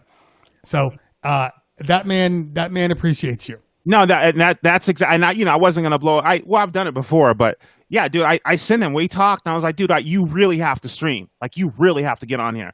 And he's like, well, I don't have this. I said, hold on. I just mail it to him. Yeah. So, but listen, I'm not going to take any credit for that, man. Like, dude, that dude's hustle is insane. Like, I'm not taking any type of credit. Like, there's a lot of people started at the same time Audio One did. He made partner like that. And if you ever listen to a stream you can see why. Like his talking, the way he commands his audience for Twitch, his music selection, it's all on point. Like it's if you're trying to become partner and you're trying to see how you work a Twitch audience, Audio One is the perfect example. The perfect example. And he's bilingual. Damn it. Yes. And yes. Yes. Damn. I like when he started speaking Spanish and having those extra like Hispanic, Latin streams, I was like, fuck this guy. Dude, he's killing it, man. Yeah, he really is. He really is. And one of the things that he does, he's the only person, because you were talking about like mentioning people. I will go on his stream and type in like a thumbs up. Within like 6 seconds, he's like, "What's up, Cleveland Terry?" I'm like, I have never seen anybody respond that fast and he's got 130 people watching his stream. Yeah. Yeah. It's bizarre. How about the ones where he's like, "Oh, all right, I see London in the house. I see Brazil in the house," and then he'll say something in Spanish. I see, "Oh, okay, blah blah blah blah blah." And dude, it's the momentum. That's why I'm on Audio One's jock, but it's well deserved, man. It's well, he deserves it. And again, guys, the tech that he's using is nothing. Right. So don't get caught up in my shit has to look as good as Cleveland Terry's. Like, please don't get it's all hustle. Yeah. He went out there and made the shit happen. So I bring him up all the time because it's a perfect example. Period. Yeah, yeah. And even with my stuff, the stuff that I have happened over time. It happened when I started my YouTube channel and I was filming on a $300, Panasonic G7. And then I upgraded to this and I upgraded to that and upgraded to this and company stuff upgraded to that. So all of my stuff, in all honesty, the only thing I have bought over quarantine was these Villatrox flat panel lights. Okay. Because the other ones, I had those big ass tent ones that just got in the way. So I bought these flat panel lights, $120 on Amazon. I bought capture cards. That was the only thing that I really invested in. And this was the last thing I bought. This Rode pod mic, $100. Yeah. Everything else I used was from within. And not only did I use in-house, a lot of people don't realize the amount of stuff that they have. Because like I was programming in my stuff and I couldn't get my G7 to work with the capture card. It just wasn't registering. And I was like, there's got to be a way around this. And then I started looking at stuff.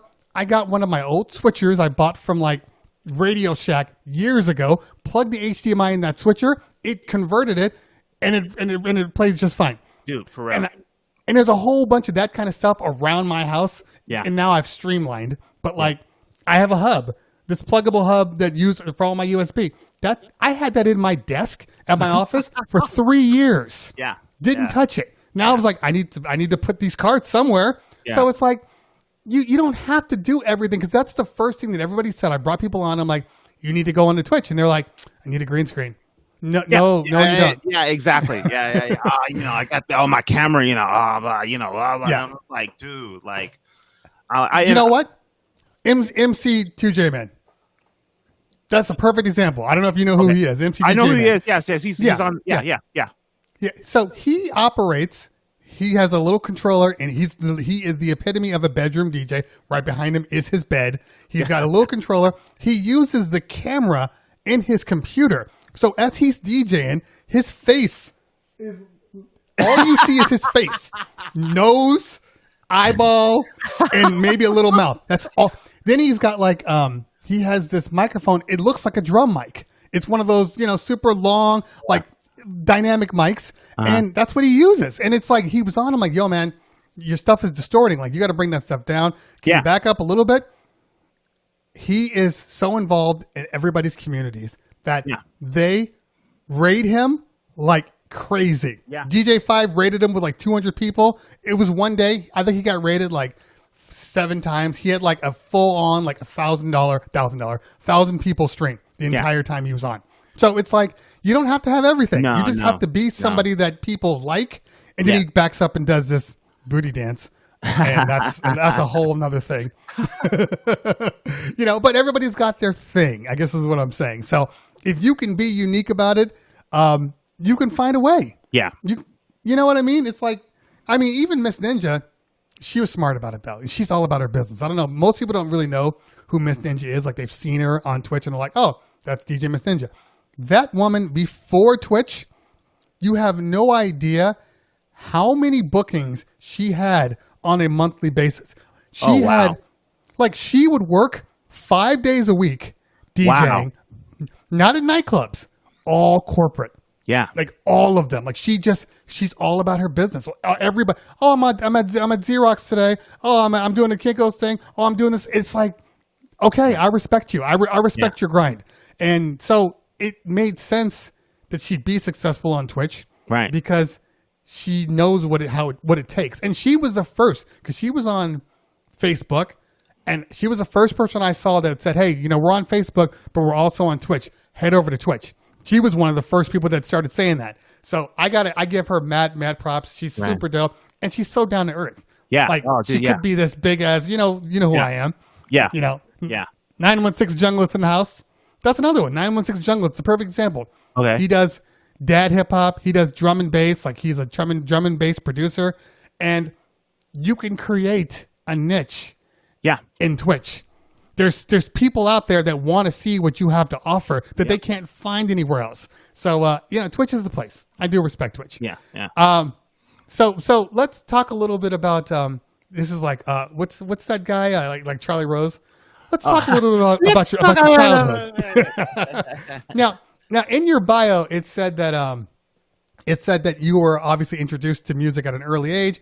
So I read two different bios, and one bio said, you just kind of were inspired by the music your parents listened to. Another one said your mom would take you and buy you a record every day. Okay, so once a week, I should say.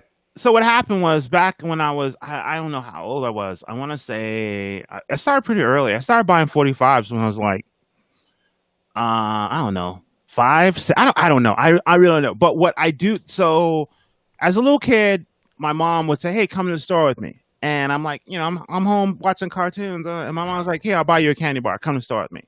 I'm like, word, So I'd get to the store, and the store was right next to the record store. And the grocery store was right next to the record store. So what I would do is, like, you know what? I don't want a candy bar. Can you just go buy me a 45? So we would leave the grocery store and with the cart and walk through the cart, through the record store, and be like, walk up to the counter, and here's, my mom with groceries at the counter with me. And the guy's like, hey, can I help you? And I was like, she's like, okay, Warren, tell him what you want. And I'd be like, I want the song that goes blah, blah, blah, blah, blah, blah, blah, blah. And he's like, oh yeah. So he'd reach over to the 45 wall and go, here you go. And my mom would buy it for me. So that was always the deal. It's like, yeah, I'll go to the store, but I don't want a candy bar. I want a 45.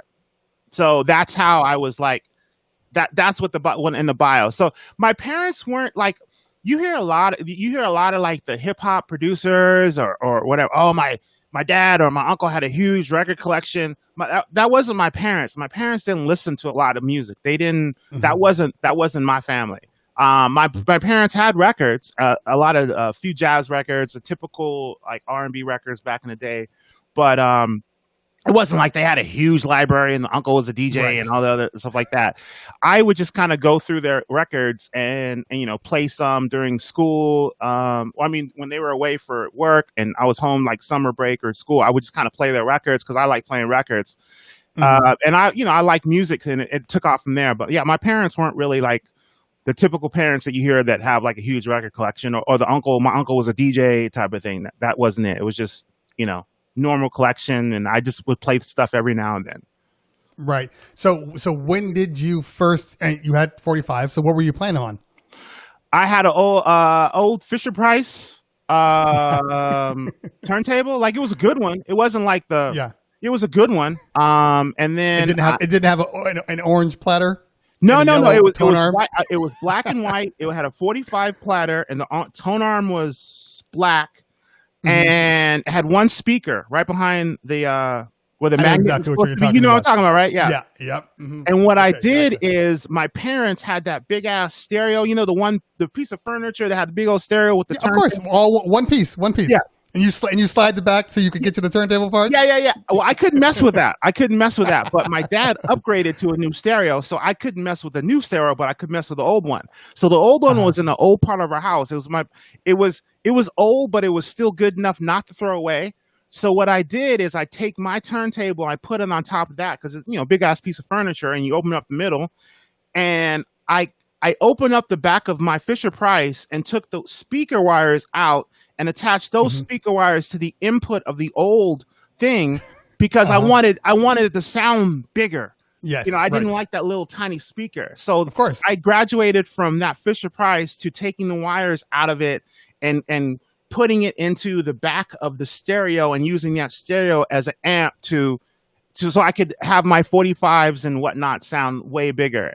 And then to completely go on the musical journey, or to answer your question, so the other thing we did is we used to drive cross country to North Carolina and New York. And I lived in Yuma, Arizona. Maybe like there was like 4 black people that went to my school. It wasn't like I learned music from school or anything like that. Our radio was classic rock, and at 8 o'clock every day it turned to pop. So I had a great classic rock background because I listened to radio all the time. So I knew classic rock inside out. I knew pop. We got cable early, so I knew new wave. Like I was like, all right, the only genre I really didn't know was metal. My wife knows metal, and it's funny because we'll name that song and we'll jump on metal, and I'm like, yeah, I don't know any of this. But yeah, so when you say metal, you're talking about like Metallica metal, like Metallica, Motley Crue. I fell in love with Metallica later, but like Metallica, Motley Crue. Let me guess. Either Enter Sandman, nothing else matters. Enter Sandman. Yeah. No. I was like, this is hip hop. Like what? Like this? So anyway, so we drive across country. So I had this little tiny red realistic cassette deck that took batteries. And every time we went on a cross country trip, I made sure I had extra batteries, and I made sure I had, you know, those 10 cassettes for $1. You get it like, remember Pick and Save? Yes. Yep. Okay. The little cassette holder. Yes. Yeah. Yeah. Okay. So I would have a bunch of those, and if I got lucky, I would have 1 or 2 TDKs. Those were for the really, really good songs. And as we went through towns that I had like a large black population, I would just own the radio and just look for the black radio station.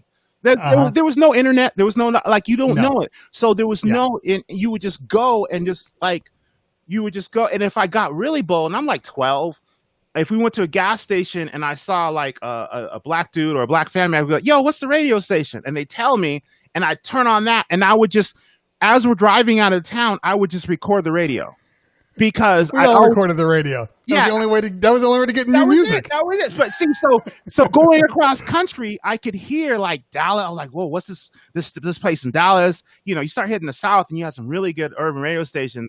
Yeah. So the pinnacle of this story is we show up in New York, and my cousin, I would just beg him to record the radio for me. And this was back like Sucker MCs.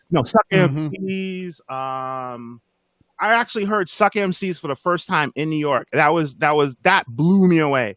But so we go back and forth between my aunt in Queens and Brooklyn, and we go back and forth. And so what I used to do is go, okay, let's go to Brooklyn.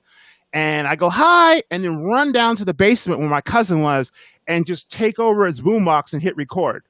And then I would try to go upstairs and record the other, because at that point, New York had 2 urban radio stations. They had KISS and WBLS. So I would record both of them. And then hey, how you doing? Blah, blah, blah, blah. And then I'd be like, okay, we need to go. I timed that we needed to go to Queens by when the cassette was going to run out. So I'd hit record and just hang out and try to like eat my food slow, just chill. Like, okay. Cassette's about to run out. Okay, boom, flip them over. No auto reverse. Flip them over. Okay, let's go. Let's go. We gotta go. Let's go. Everyone, let's go. So we go, be in the car or wherever. I forget how we get there, but go to Queens, run up to my aunt's house. Hey, how you doing? Blah, blah, blah. Run to her stereo and hit record. I wouldn't even ask, just hit record. And I'm like, okay, cool. I got the whole. So I still have those tapes somewhere, but that's how I got everything. And then the next day, my aunt lived in Flushing, and we usually always stayed with her. And down on the corner was a Nobody Beats the Wiz. That's where Biz got his song. Nobody Beats the Biz. The song was Nobody Beats the Wiz. So there's a train station on Main and Flushing, and there was a Wiz right there. Anyone who's from New York knows exactly what I'm talking about.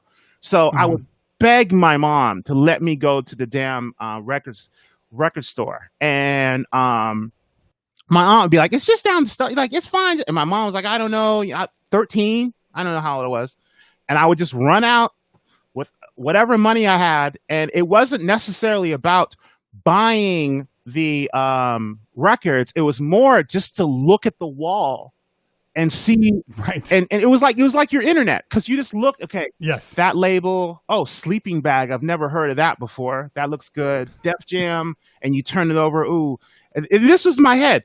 Engineered at Chung King Studios. Okay, Chung King. What's the Fat Boys? Never. Sultra Records. Oh, I would just look at and just absorb everything, so that when I went back to Yuma, I could go. I could look up things like Chung King Studios, Sultra Records, of course. I knew Def Jam. Sleeping Bag was one of my big, like, oh, I discovered the Sleeping Bag logo. That so. That's how I, discovered hip hop, and that was my music life right there. So I'd listen to, in Yuma, I'd listen to classic rock all day, listen to 80 top 40 during the night when it came on. I'd try to tune in AM radio stations from San Diego at night. I could barely get them. And then, we were early on cable, so I would watch MTV. So I literally would just kind of just go around, and then whenever my mom called my aunt, back then when like long distance phone calls cost a lot of money, so my aunt would call my mom would call my aunt, and I would just take the phone and, hi aunt, guys, let me speak to Bart. Okay, Bart. Okay, what is it? What are the songs? He goes, okay, there's this group called Beastie Boys. There's this group called so and so. I was like, who else? There's a group. Okay, you got Red Alert down there. Okay, and I would just write it down, because I was like, what is it? Tell me. And we couldn't spend that much. And there was 3 of us, so we couldn't spend that much. I couldn't spend that much time on the phone, but I would just like, okay, this. And then I would like look through, I didn't buy Team Beat, but I'd look through like Team Beat or whatever I could find and figure out stuff. I remember one summer in North Carolina, my uncle, he, for some reason, I didn't know he worked at a radio station, but under his bed, he had old Billboard magazines. And I'll never forget this. So I pull out the stuff. I think I was looking for like dirty magazines. I was going to say, he didn't have porn. He had old Billboard he had magazines. Old Billboard magazines. He told me later that he worked for a radio station in North Carolina or something, or that's how come he had it. So I would pull the box of old Billboard magazines, and I started looking through it, and I saw groups like Earth, Wind and Fire, Patti LaBelle, and I was like, oh, wait, I think I'm onto something. And I would just start looking, and sure enough, I'd see a Run DMC or Curtis Blow, and then I noticed there were articles about these people. So I would just skim these magazines looking for any hip-hop reference or any name. Right. Yeah, I knew. And I remember seeing an article on Sleeping Bag Records, and they listed all their people. I was like, okay, Steezo. I got to look for a Steezo. And Jocelyn, I think this is a dance. This isn't what I want. But yeah, so I would like figure it out. But yeah, that's how I started. And I think like at 13, I still had that little Fisher Price. I didn't really get turntables until I remember doing parties with my dad's stereo forever when I was like 14, 15. I don't think I got. Hey, I will say this though. There is nothing more rewarding than setting the automatic tone arm to hit the record. Like that for me, that was when I thought like, oh wow, I'm really using a record player. Like before turntables, when you were like, click the start button and watch the whole thing happen, I was like, I just needed a drink in my hands. Like that's what we did. That's what we did. But it's interesting that you'd say this, because I mean, now, of course, like I didn't do cross country treks like you did to find music, right. But a lot of the things you're talking about is the reason that you're the quality of DJ that you are. You have experiences just like I did. I mean, when we were growing up, you turn on the radio played everything. It didn't just play hip hop or just rock. So you were exposed to everything because that's what they played. Yeah. And maybe, like you said, the nighttime would be reserved for like, pop, or maybe if they did have a hip hop channel, it would be late at night. Kind of like what they did with MTV, besides Yo MTV Raps. Like Right, all right, the right. urban music is at 3 a.m, but you know, you Right. can get, you know, 3 doors down all day long. Yeah. I remember like back in those MTV. There was a show called Night Flight. Richard Blade had there was Yes. Key. Richard Blade had this 30-minute show that I saw Buffalo Gals. And I remember I Okay. got in trouble because I called my cousin. I go, "What the fuck is this Buffalo Gals thing?" And he would tell me about it because he lived in Brooklyn. And I would go, okay, and I would go to record store and go, you know, try to connect the dots from Buffalo Gals. But yeah, it's. I think a lot of times people get caught up in people's color of skin, like for me and you, and don't realize that, you know, we're music heads across the Yes. board. You know, Right. I'll toe to toe. I'll take my classic rock knowledge and new wave against anyone, toe to toe. You know, Exactly. my hip hop knowledge is insane just because that's what pulled me into this whole thing. But Right. you know, my classic rock, anybody, and I think a lot of people. What happens is music people. Me and you know what's up. Me and Audio One know what's up. We know what's up because we're all music heads. We're not looking at the color of each other's skin. We're all music heads. Me and Cricket, you know, we know what's up. Mighty, we know what's up. We're all music heads. But when you get outside of that, you have people just look at your color of your skin because back then everything was really segmented. Like, you know, black people listen to this, white people listen to this. But as a DJ and a music head, dude, it's, you know, I was a music head. Like I liked music. I still, if you catch me during my day when I'm working, I'm listening to classical and jazz. You know, some of my favorite concerts are classical concerts. I went at the Smith Center here. Like, I love classical music. That's probably one of my favorite types of music. But, you know, looking at me, you wouldn't think that. So it's funny that it's just funny that people outside music, people think, you know, they just go along the same lines of, okay, this is what you must listen to. And I'm just like, dude, you have no idea. I mean, I'll give you an example. I was at Excess one Memorial Day weekend, and everyone showed up at Excess. This was the peak of Excess, and I was opening for either Guetta or probably Afrojack. And Guetta showed up, Chucky showed up, the guy, one of the Spanish, Swedish, I think Ingrosso showed up. The guy that said, "Who's gonna save the world?" showed up. So like everybody from all the other club, major DJs showed up at Excess. And whoever was on, Afrojack, whoever was on, because they were all rotating, it was a great night. Started playing hip hop, and Chucky hit me and goes, "I bet you wish you were on now." And I'm thinking, I wish I was on an hour ago so I could show you, motherfucker, like what I have. Like that's, I don't care about this hip hop. Like, whatever. How dare you? Yeah. Like, you have no idea. And me and Chucky are cool. So I was like, dude, you have no idea. But that's what people kind of, you know, think. And I'm just like, you have no idea. Yeah. I mean, it's funny because DJ AK-47 said, I walked into a ton of predominantly Caucasian parties and folks looking at me like, is she the dessert lady? And I'm like, hey, I do, my company focuses primarily on bar mitzvahs. I can't tell you how many times I'm sitting in a meeting and they're like, so do you know what a hora is? Oh, dude. Like, yeah, I do. As a matter of fact, I'm Jewish. Wait a minute. You're Jewish? Yeah. You know, they do make Jews in other colors and other, it happens. So it's always been kind of a running joke. I had this joke when I was talking to DJ Whoopig. He's in Arkansas and he owns a production DJ company, and he's like Arkansas to the core, the twang, everything. So anytime he's on the phone with people, they think they're talking to some like good old boy white guy. Yeah. And then they get to the place and they're like, who are you? Yeah. You know, and so this actually leads me, which is a perfect segue to what I want to talk about, because I know that you were a very big deal, and still are. I'm not going to say are very, like in past tense, but as far as the Vegas scene and the clubs that you DJ'd in and the clubs that you were a resident in, how did your ethnicity, how did color play a part in what in what you did? Oh, you hit the hot button, son. That's what I do. Okay, so I'm gonna try to run through this as nicely and precise as possible. So back in, it's funny because I don't really know years. I just know what song was hot. Right. So I always go by songs. My wife is like, when did we meet? I said, well, it was DJ Quick's first album. That's when. So, that's for real. That's for real. Yeah.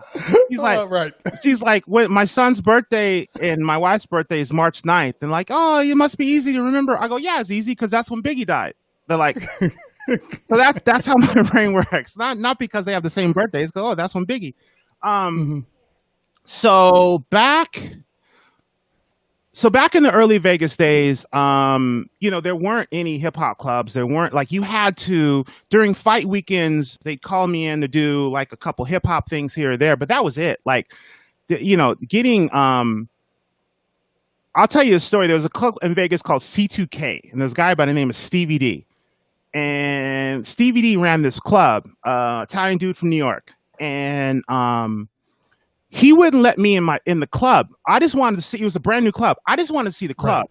We went on an off night, and he wouldn't let me in the club because he said I wasn't dressed right, and I was wearing I remember specifically because I was in my Abercrombie and Fitch stage. I was wearing Abercrombie and Fitch set, and he wouldn't let me in. And I was like, "Dude, you know me? Like I just got off the radio. Like I just want to see." I said, dude, I can walk around with one of your bodyguards. I don't want to stay because as a DJ, I'm not trying to party. I just want to see. Right. I see the lights. Yeah. And what system do you have? Blah blah blah. That's as a nerd, you just want to see it. And he wouldn't let me in simply because I was black. I mean, that's when it came down to it. So shortly after that, I was doing like club one-offs downtown and all around, and Dwayne King called me and said, hey, we want to do a hip-hop night at this place called Club Raw. Club Raw, if you've ever been to Vegas, Club Raw was at the Luxor. Right now, it's LAX. Okay. And right now, it's a gaming thing, but before that, it was LAX. So I remember he called, and I was like, yeah, right. And I hung up.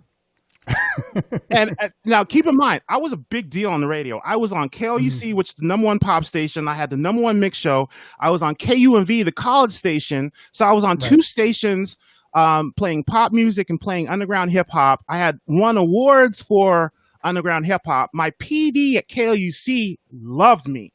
We would sit and bullshit because we knew some of the same people.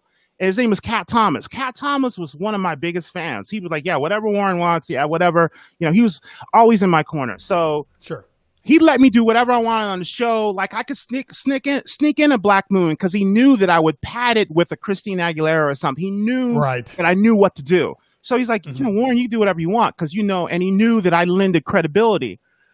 So anyway, around that time, so I was a big deal, and on radio, and those were the days. Real quick, I know this will disjointed, guys, but just follow me.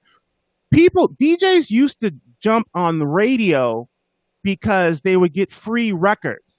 That's why DJs got on radio, not because they wanted to be on the radio. When you were a radio DJ, you got every promo, you got white labels, you got everything. So that's why I was on the radio. I love DJing, but that's why everyone was on the radio back then. That's why no one really chases the radio now because it doesn't matter. So anyway, Dwayne King calls me. I hung up. He calls me back. He goes, why'd you hang up on me? I'm like, dude, come on. And now Dwayne King's a big black dude too, and he used to spin house. And we used to talk about Chicago house and stuff because I'm a music head. And he's like, no, we want to do a hip hop night. I said, dude, come on. Like what? Okay, what? I got to play BBD. I got to play dance music. I can play 15 minutes. And these were the rules. I can only play 15 minutes of hip hop. Then I got to go something else. If the club gets too dark, I got to play house music. What are the restrictions? Come on. I've heard this. And he's like, right. No. You just do whatever the fuck you want to do. I was like, you're like, what? I said, well, listen, dude. I said, let me come in on a Saturday. And because Saturday was the hottest night. He said, well, we want you on a Thursday. I said, I'm cool with that. But let me come on a Saturday. Let me do what I'm going to do so that you guys can see it because I don't believe you. And he was like, all right. So I go down on a Saturday and I show up with 5 crates of records. This is back when everyone showed up with 2 crates of records. So I learned from Kid Capri that, fuck your back. You just bring everything. Right. So I started bringing I brought 5 crates of records, and the guy that was on, his name was DJ Johnny K. He started laughing at me. He was like, dude, he's like, no, I'm not laughing because I'm, whatever. He said, dude, this is gonna be awesome. Like, you're prepared. I'm like, yeah, dude, I don't know what the fuck I'm gonna play. So anyway, I kill it. And they're like, yeah, we want you on a Thursday. I said, okay, cool. I'm going to do a Thursday, but I want to bring in a buddy of mine, Mr. Bob. Mr. Bob's going to be on the mic. And they're like, well, we trust you, Warren, so whatever. But, we don't really want, we don't know what you're talking about. And I'm just like, dude, trust me. Just trust me. So we start doing Thursdays at Raw. Now, Thursdays at Raw, if you talk to anybody, there was been the Thursdays at Raw. Little John, Prince, Sujit. I used to get Sujit in the club. Wow. And still wasn't a scam artist. Fuck you, Sujit. No, anyway. Yeah, so Sujit, so I used to get Sujit in the club. And the club, I mean, dude, Thursdays, White Magic's on here. Thursdays at Raw were phenomenal. I will put Thursdays at Raw against anything. The other thing that used to happen is there was a big rave culture. So the rave culture, a bunch of white kids would all come in on Thursdays because Thursdays was the start of the weekend was Friday. So you would just come in a day early. And so all the rave culture used to come in and go there. So what also started happening is all the strippers started coming in a day early. So if you know anything about Vegas, a lot of strippers fly in when the whole pandemic is over and you're single. Take the Orange County flight from Orange County to Vegas on a Thursday or Friday morning. You will see so many strippers because they fly in and they strip and then they fly out. Well, all the strippers and prostitutes started coming in on Thursday. So Raw Thursdays looked like a hip hop video. You had a bunch of strippers, you had a bunch of prostitutes, you had a bunch of hip hop fans, and it was a Thursday. So people used to show up. Facts. People used to show up on a Thursday that had to work in Vegas, and I don't know if anyone's in the chat or not, but DJ White Matic, he's in the chat, and he was there. People would show up, and I remember this. People that would have to work that night would show up, work, party all night till 4 or 5 o'clock in the morning, go to the local athletic club or Gold's Gym or whatever, take a shower, and then go to work. They wouldn't go home because, dude, we party at 4 or 5 o'clock. It's Vegas, 4 or 5, automatic. Right. And my boss was like, well, they're still drinking. They're still, keep going. Right. That's the rule in Vegas. If they're still drinking, you keep going, period. So anyway, me and Mr. Bob. So Bob was my hype man. I got Bob on the radio at KOUC because he's, if you knew Vegas, Bob has a great radio voice. He's a great personality. And I met him at Costco. I used to work at Costco. So I said, Bob, you're going to come on and be my hype man. So he came, me and Bob were inside, we were so in sync. I have Cleveland. I'll send you a tape. I have old tapes of me and Bob. But me and Bob were so in sync because Bob knew the radio. Bob was on the radio, so he knew every song. So Bob he knew when the dropout points of every song were. Whoa, he'd be there, boom, he'd be right there. Puff Daddy song, he'd be boom, right there. Dude, he was on point. And he was better than Batman Scoop, better. He was on it because he was on the radio 24/7. So he knew everything. He knew what people liked. So me and him were just, and I was, flying through records, it was back in those days. And so anyway, me and Bob were killing it. One day, 3 years later or whatever, one of my not best friends, one of my acquaintances, his name was DJ Frankie, fired me, but he didn't fire me through me. He fired me by calling my other friend, Dave Fogg, and said, you're fired. And they told me that night that if you play one hip hop record, you're fired. I'm like, okay. I remember looking at Bob going, well, I guess this is our last night. And Bob got on the mic, said, this is our last night at Club Raw. And we just went in. We did what we did. The first record was 50 Cent in the Club. We said, boom. And, we knew we were fired. So sure enough, Frankie had Dave. And me and Frankie, did parties together. He wouldn't call me. So Frankie had Dave call me, and Dave said, you're fired. Dave's one of my best friends. So So, and this was the mashup era too. Back in those days, so they started calling hip hop mashup. They would say Right. top 40 house and mashup. And mashup meant hip hop. I remember seeing it was interesting because I saw that on your bio, and it was like he was one of the creators or and I'm like founders of Mashup. I'm like, what does that even mean? Well, so now I know. So the 9 Inch Nails 50 Cent mashup, that was us. Yes. Okay. Right. Everything and it's funny because I remember I'll tell you what my contribution to that was. It was Miracle and Dave Fogg were putting it together, and I said, they were like, "What do you think of this?" Where I was over the phone, I said, "You know what, dude?" I had an old Nokia phone. I said, "You know what, dude? You need to mix the vocal and the instrumental of each song back and forth. They go just not the acapella of this song and just the instrumental of this one. It needs to be back and forth." And they're like, "Oh," and I was like, yeah. So, and that was anyway. So that was, arguably the biggest mashup of all time. So we created that at Humans, did a Humans album. So we created the mashup scene, and I wouldn't say created, but in Vegas we were very instrumental in the mashup scene. I mean, Kevin Scott was doing a lot of mashups for us, but we did the mashup scene, and that became code name for hip hop. So after that, I couldn't get hired anywhere. I had a bad stigma. Like, and it's funny because I tried to get hired at all the clubs that copied Raw, but rule number 4080, you never go to another DJ for any of the DJ's gigs. So I would go to the Palms. The Palms were trying to do a hip hop Thursdays, and DJ ROB, I knew him. DJ Twin, I know. I'm still cool with those guys. They wouldn't hire me because I would take their job. Spot. Yeah. Anyway, I got it. I was, my ego was hurt, but I understood. So I couldn't get a job anywhere. So the hip hop club I got a job at, me and Bob got a job at there. And then, I guess we were too expensive or something. We got kicked out. And then Polyesters came along. Polyesters was so Polyester was at Stratosphere, and one room was 70s, one room was 80s, one room was 90s, one room was 2000s, 4 rooms. And they said, "We're going to put you in the 80s room." I said, "Cool." They said, "Well, after midnight, you can play whatever you want." I'm like, "I'm in the 80s room. I'm playing 80s." They're like, "Well, no one's ever kept the 80s room going that long. Like, no one's ever, at midnight, everyone plays." I said, "Dude, I'm not playing Yin Yang Twins if they're playing Yin Yang. I'm not doing it. I'm going to play 80s. The 80s room, I'm playing 80s." And I would bet security guards every night that I will clear out the 2000s room. Watch. And sure enough, every night I would clear, and ask DJ Fabian. Fabian was one of them. Me and Fabian used to battle back and forth because he was in the 2000s room. And I would clear his room out every time. And he'd walking in going, "What the fuck are you doing? You started playing 2000s, huh?" I'm like, "Dude, I played 80s I'd show him my history. Look, I'm playing 80s the whole time." That was one of the first times the manager of that club, the owner of that club, was like, "This dude's incredible." And he actually took me to his other clubs. Like, he was just like, "This dude's incredible." So after that, I kind of cleaned my name up and I started doing house on KLUC. Because this is around the time Juvenile Ha came out, and I was like, "Dude, hip hop is done." Like, after Ha, I'm like, "This shit is over."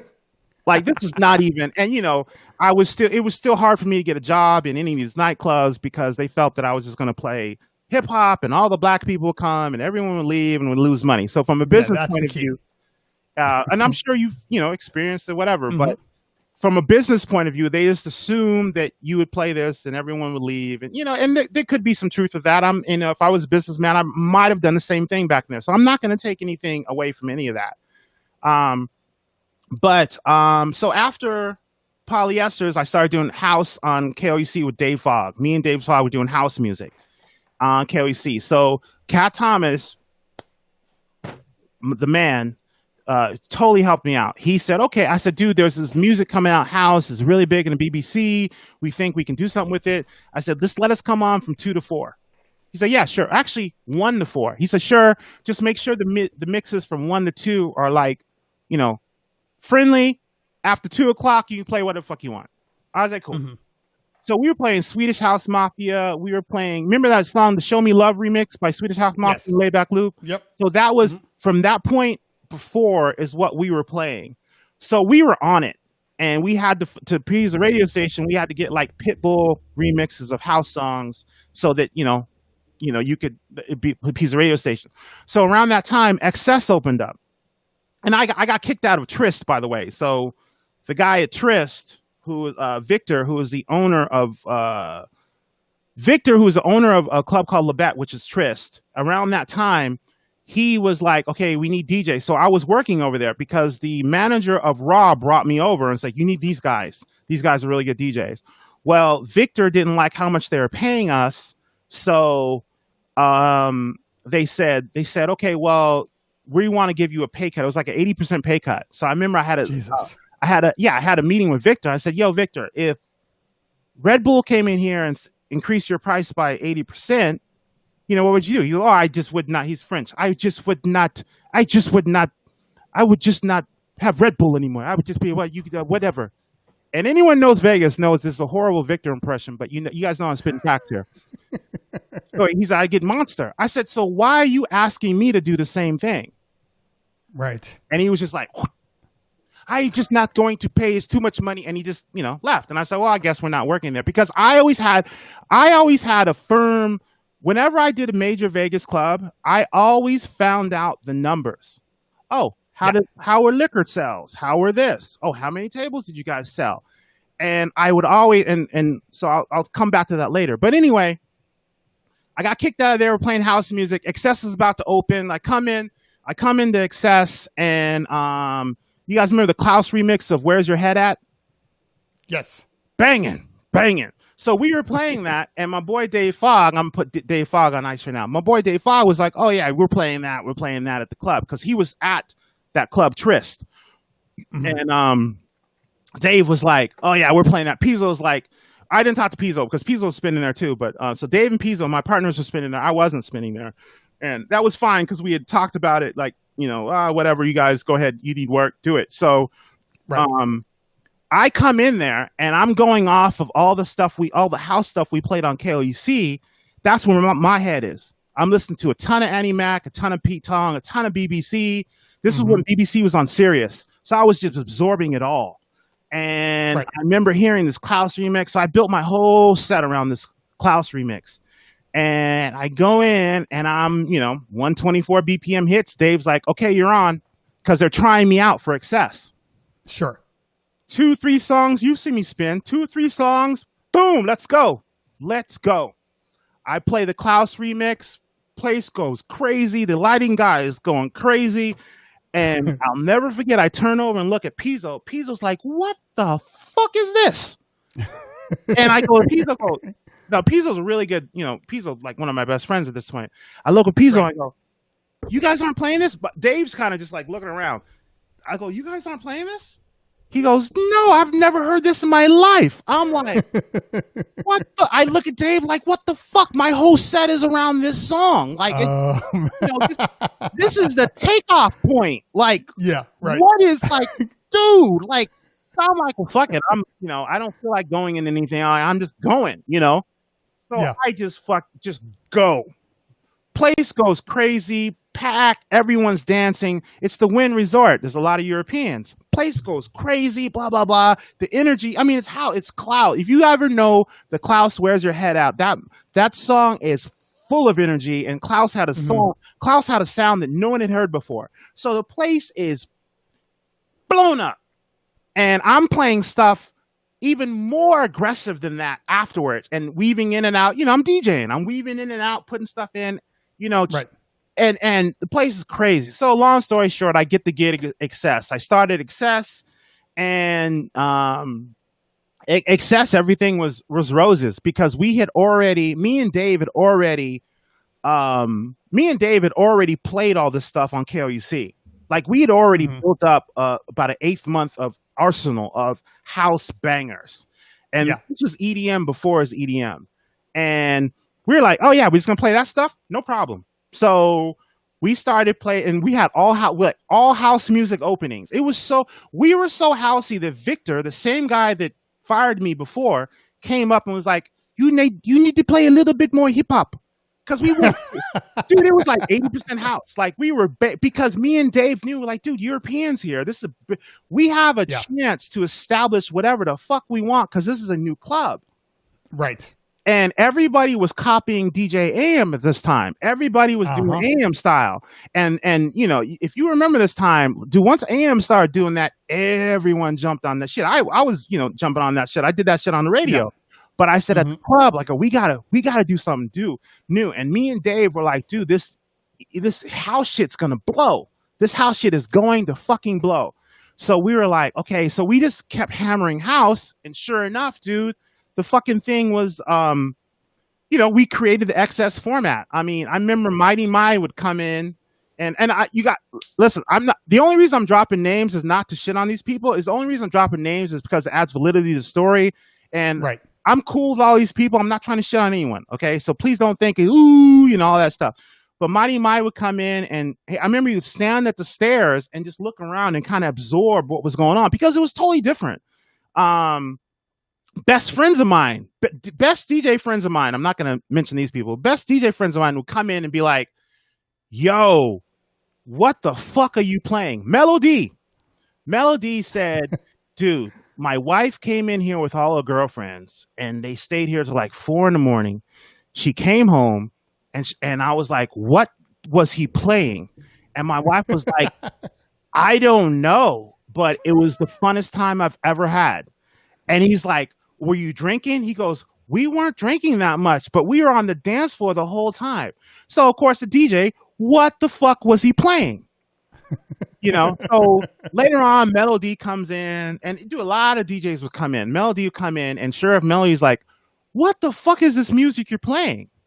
And we would be like, yo, this is house. This is what we're playing. They're like, well, how come you don't play this? I'm like, this is a new club.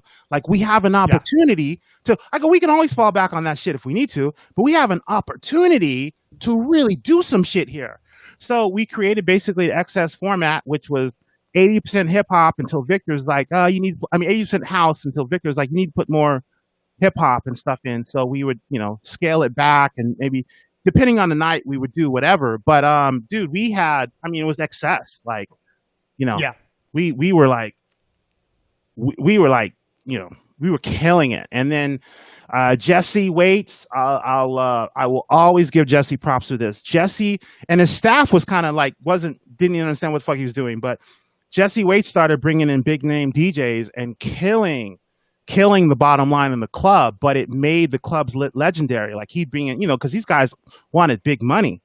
And so Jesse would bring them in, and then Jesse started saying, okay, every week we're going to have somebody.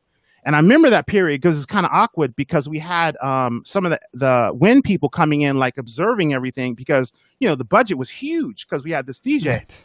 And Jesse Waits just kind of cemented it by just bringing in all, the vision of, I'm going to have a big name DJ every week. And I remember, I still have the t-shirt, but at one point at Excess, we had, as residents, all of Swedish House Mafia except Axwell, Calvin Harris, Aoki, Deadmau5, Alesso, Avicii, Afrojack.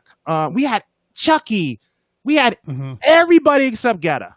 And I remember because they put out a t-shirt going, so many EDM artists, it should be criminal. And I still have that t-shirt, because when you really look at that lineup, I was just like, yo. And then, Hakkasan came along, copied us.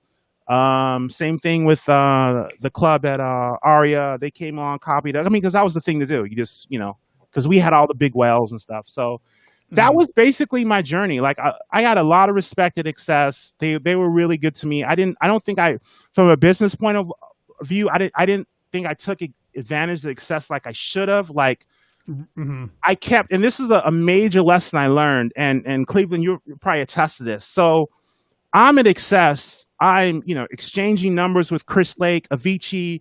Avicii's last computer he ordered, because I told him you should get it from here. The owner of Origin, he called me and go, hey, is this legit? And I looked at the number and looked at, oh yeah, that's Avicii, because he put in this huge order, and they were like, oh, this is fake. I was like, no, that's real. So, I was rubbing elbows with these guys, and all, Afrojack said I was the best resident he's ever heard. And I will go to my grave. He would tell me that every fucking time. He's like, dude, you're killing it. Send me that record. Send me that record. What's that record? Right. Like, so, I thought that Excess should be doing more for me. I'm like, I'm killing it. You guys need to have me as a headliner. You guys are stupid to bring in this dumb EDM artist. I'm bigger, can play better than that guy. Like this is my ego taking over me and saying this, this, this, this. And the major mistake I would say, and I will tell this to any DJ coming up, I was put in a position where if all I had to do is jump on Ableton for a year or two, and I could have taken off. I mean, Right. I had me and Joel from, Dead Mouse, we were cool. Chris Lake, we were cool. Me and Chris Lake were talking about doing a mix show together. Afrojack, cool. All these guys, we were cool. Avicii he'd say, "Hey, you got any tracks? Hit me up." Aoki, we were cool. And I always thought that they would do stuff for me. I never took advantage of that situation, and I look back on it, and I always feel not sad because I learned a lot and I had an amazing time. But DJs out there, if you're ever in a position where you're doing well, you're doing your shit, I'll bring it back to Audio One. Do for yourself. Don't expect anyone to do this shit for you. Because I sat back and expected Excess to put me on pedestal. I remember I'd be like butthurt if they put some whack DJ on and not me. I'm like, dude, I'm better than that guy. And this going back to like knowing the bottom line of the club, I would know. I had a manager that would say, "Hey, Warren, I know when you're on." And they're like, I go, "How you know when I'm on?" Because bar sales are through the roof. She goes, "I can walk in here and I don't even have to go to the DJ. I can have earplugs in and I can look at the sales and go, oh, Warren's here." And I'm like, "Really?" She goes, every time. It's your sales. It's like we might start at the first hour, we might have like 30,000, 30,000 in sales. You're on, it's at 45. I see it every time. And I remember that, and that's one of the things I always tell people. I'd always get friendly to the managers, be like, "Hey, how'd we do today?" We made about 1.5. Or we made, we made about 200,000. Or we made about 300,000. And this is real numbers for clubs. We made about 300,000. Made about 200,000. And, I would always go 200,000. Okay, Avicii costs you 125. Your costs are about 30%, blah, blah, blah, blah. Damn, you guys, your bottom line's horrible. Like, you guys need to warm this on.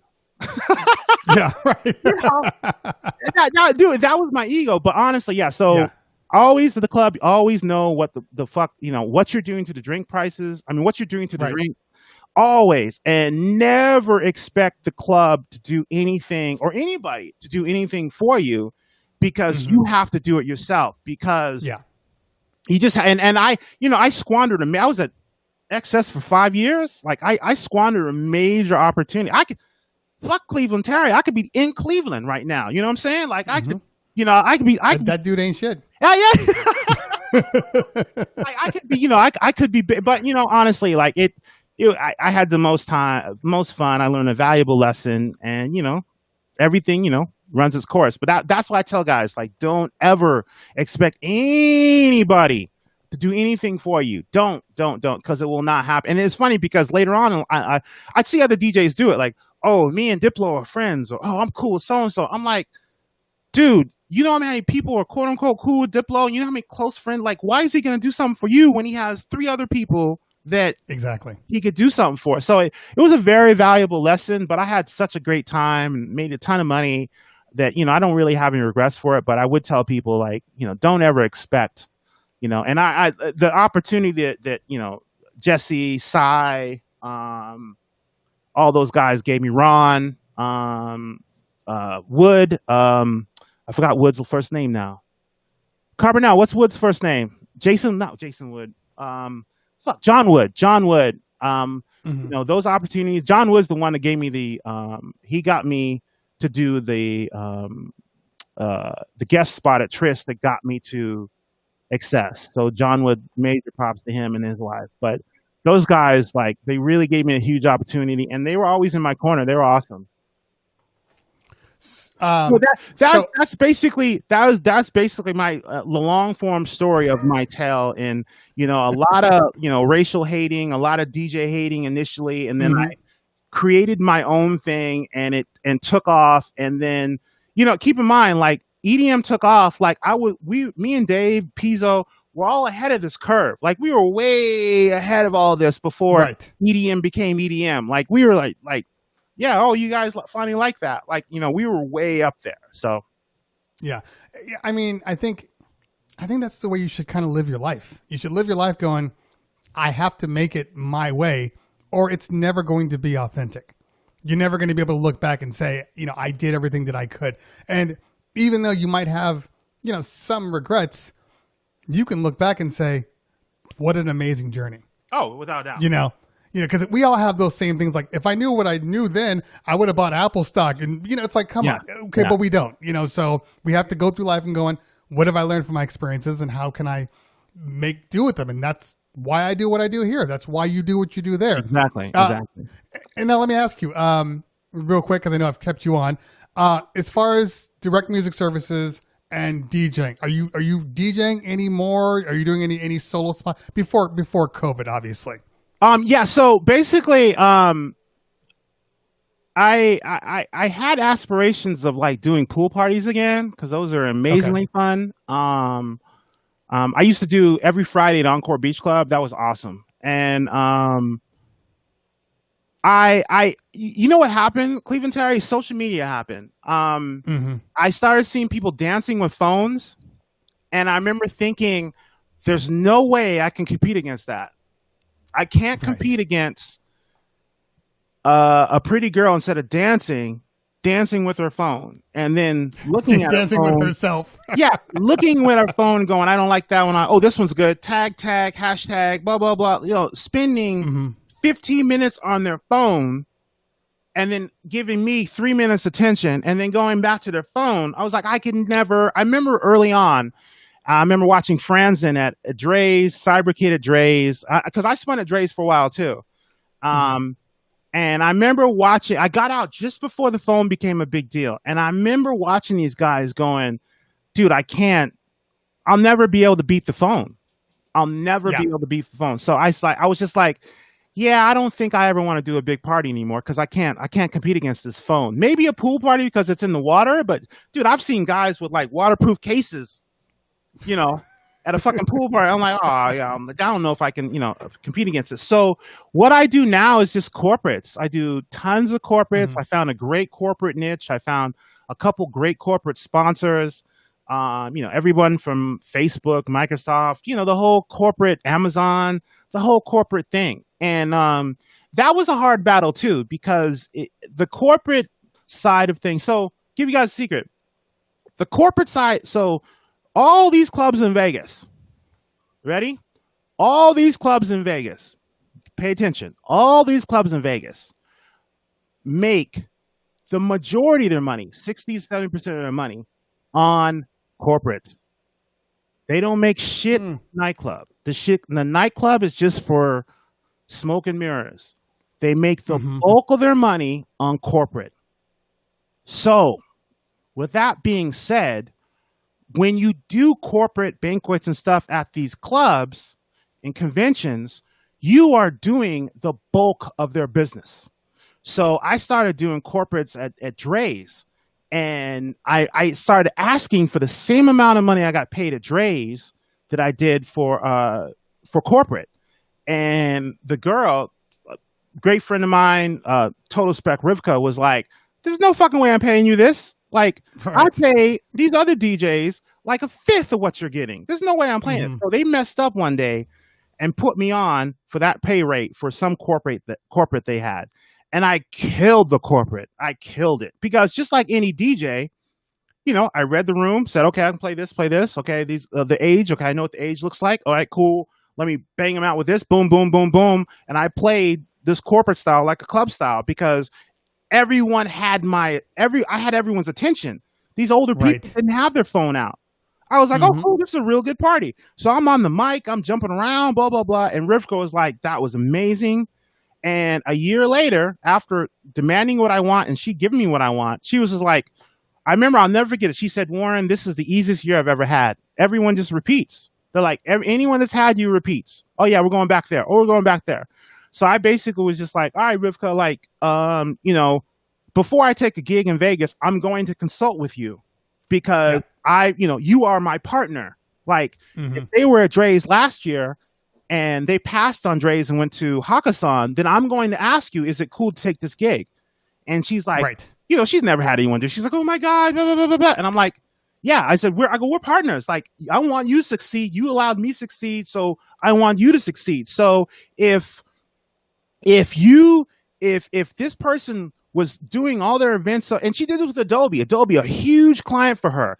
She's like, yeah, they're not coming back here, but they want you. And I said, Rivka, I won't. So Adobe's main awards and main parties in Vegas every year, it's huge. Absolutely huge. And they would always take a bus over to Dre's and do the party where they were cutting back, didn't have the money, yada, yada, yada. So Rivka was like, they want you. And I said, well, I remember the first year I said, well, I'm not going there. They didn't do Dre's. I'm with you. I'm not going there. She's like, yeah, but they want you. I said, listen, Rivka, you tell me what's up. Like we balked at them last year. And the DJ was horrible because the Adobe scene is a worldwide scene. And whoever DJ'd for him at Excess was playing Excess music. And I knew, like, dude, you got people from Brazil everywhere. Like, you really got to... you got to jump around. You got to jump around. Like, your DJ game has to be on fucking fire because you got to get around. And anyway, she was just like, go ahead. You can go ahead and do it. And I went ahead and did the Adobe gig. But that was one of the things, like, again, you guys, corporates are 80%. 80, well, maybe that's high, but 70%. Like, you can just look at it. If David Guetta, well, there's an article, Cascade costs $219,000. It was just on the internet. So Cascade suing Chaos, and they signed a multi-million-dollar contract, which equated to like $220 per night. Well, I know that at Excess during its prime, they would get lucky if they would make around 300, 500,000. I remember that when Dre's would have Future, that they'd lose money. Like, we're losing money. They would lose $50,000 to $60,000. So I knew that these clubs, if they're losing, if I know T.I. is not T.I. I know that say Afrojack was 125,000. The average night at Excess was about 300,000. So I'm like, 125 of that is gone. Cost of this. So I knew what they were making. And I knew that I like, well, you're not making shit on these days, but the corporate, to charge a room rental in a corporate place in Vegas is about 150,000 a night. So just to rent the room is about $100,000 to $150,000 at a Vegas venue. On top of that, you have overpriced food and drinks. And then they throw in stupid ass fees. Like they'll say, yeah, we're going to give the DJ three grand, and sound is $3,000 and the DJ is another $3,000 when the DJ gets 300 of that. So the padding is insane. So I knew that average corporate event would bring in 90% profit. So in my head, I was like, yo, I'm just going to run these corporate events and just make you guys the real money. So I switched gears a long time ago once I saw the financial game, and I saw, honestly, it's a better party. It really is. It's a way better party. It's a way better party. They spent all day in a meeting. Now they're like, let's go drink and have a good time. Yeah, my best ones are corporate. Yeah, without the hands down. If you guys really want to become the best business of DJing is honestly weddings, bar mitzvahs, like all that. Like if you want to be if you want to DJ, cool, I get it. If you want a DJ to pick up girls, get a cool bar, make $300 a night, good for you, man. Do that shit, and have your day job. But if you really want a business, do bar mitzvahs, weddings, corporates, and have your own shit and really be good at that business, then that's a real business. DJing at a bar for $200, that's not a business. That's a great way to have a great time. And we've all done it. I'm not ever going to say don't do it because it's insane. It's great. The only asterisk to all that is DJing in Vegas because the pay is higher and there's so many more clubs that you can actually, you can make a real business. Yeah. I actually had an event coordinator. We have a really good relationship, and Netflix was doing their Stranger Things release for like season 2. Sorry. And so she calls me. She's like, I really want you to do this. Give us your quote. This is what it is. It's for this. It's all night. It's like 10 to 9 in the morning. Give us a quote. So I'm like, okay. I did the figures. I'm like, okay, this is my number. And she looks at it. She goes, okay, look, we really want you in here. You have to raise your numbers up. And I'm like, what do you mean? She goes, if I give them this number, even though it's high, they're going to think you're not a good DJ. Right. So I need you to raise this up by like $1,000. Yeah. It's dumbest logic ever. Dude, I've had the same. It's marketing. It's had the same thing. When they ask your price, so when a person, I'll help you guys out some more. So a corporation comes to you or somebody comes to you, okay, what's your price? You go, well, I got to bring equipment. I got to do this. I got to set up. My time is this. You got to tell them a story of what you're actually putting into it. And then you go, what's your budget? Well, blah, blah, blah. I had I don't really do weddings, but I was doing this banter back and forth with this lady, and I didn't get the gig, by the way. Banter back and forth. And she's like, well, you came highly recommended, blah, blah, blah. I go, where's the wedding? She goes, oh, it's at the Wynn Flower Garden. I'm like, money. Right. Money. I said, cool. So I said, okay, I got this DJ booth with a screen. I got these smoke. I got this. And I didn't have any of this. I was going to borrow all this shit from Drew. I can do this. I can do this. I can blah, blah, blah, blah, blah. And they're like, okay, cool. So how much? I said, well, when I normally do these things, it's like $8K, but I haven't really done anything with you before. So I'm really willing to start out and do something for you so we can build this relationship, because honestly, I've looked at your portfolio and the stuff you're doing is amazing, and I really would like to be a part of it. You guys should be recording this. I really would like to be a part of it. And, $8K, I don't know if that's in your budget or not. Sure enough, she was like, yeah, it's a little high. Can you do it for $6? Right. I'm like, I would have charged you too. Yeah, exactly. I'm like, okay, hold on. Let me see if I can... let me see if I can do something to the DJ booth and not I'll take away a couple light. Well, maybe I can let me get back to you. Yeah. I talked to her, and then, some guy came in for $2,000 that was a friend of the bride, and, I was gone. But I'm trying to tell you guys, man, your value, Brian B from DJ Collective is huge on this. Dude, you have value. You are running the fucking party. You are running the fucking party. But they have to know your side of this. You know their side of this. They're getting married, yada, yada, yada. They'll be divorced in a year, yada, yada, yada, yada. You know their side of it. You have to explain to them your side of it. They have to understand your side of a story. They have to understand that you have value. DJs never. You see it with Facebook, and this is why I'm getting close. You see it with Facebook, you saw it with YouTube. They don't understand what the fuck you guys do. No one really understands what DJs do. And at the DJ Collective last year in Scottsdale, I wish I could remember the girl's name, because I really started kissing her ass, and I stopped when she said this. She's one of the biggest wedding planners in Vegas. I forgot her name. Huge company. I looked at her like, damn, she's really... Jason Janai's been flown out to do stuff. Nate Nelson was doing stuff for her. And she's talking at the DJ Collective, a room full of DJs. I think it was 50 plus DJs at DJ Collective, room full. And she gets up, one of the biggest wedding club Vegas, okay? Wedding planners, but doesn't know who the hell I am. Now, my ego's like, how the fuck you not know I am? But I'm like, okay, cool, I'll give you that. Doesn't know, you guys listen to this, doesn't know who I am. She stands up, and she's a speaker.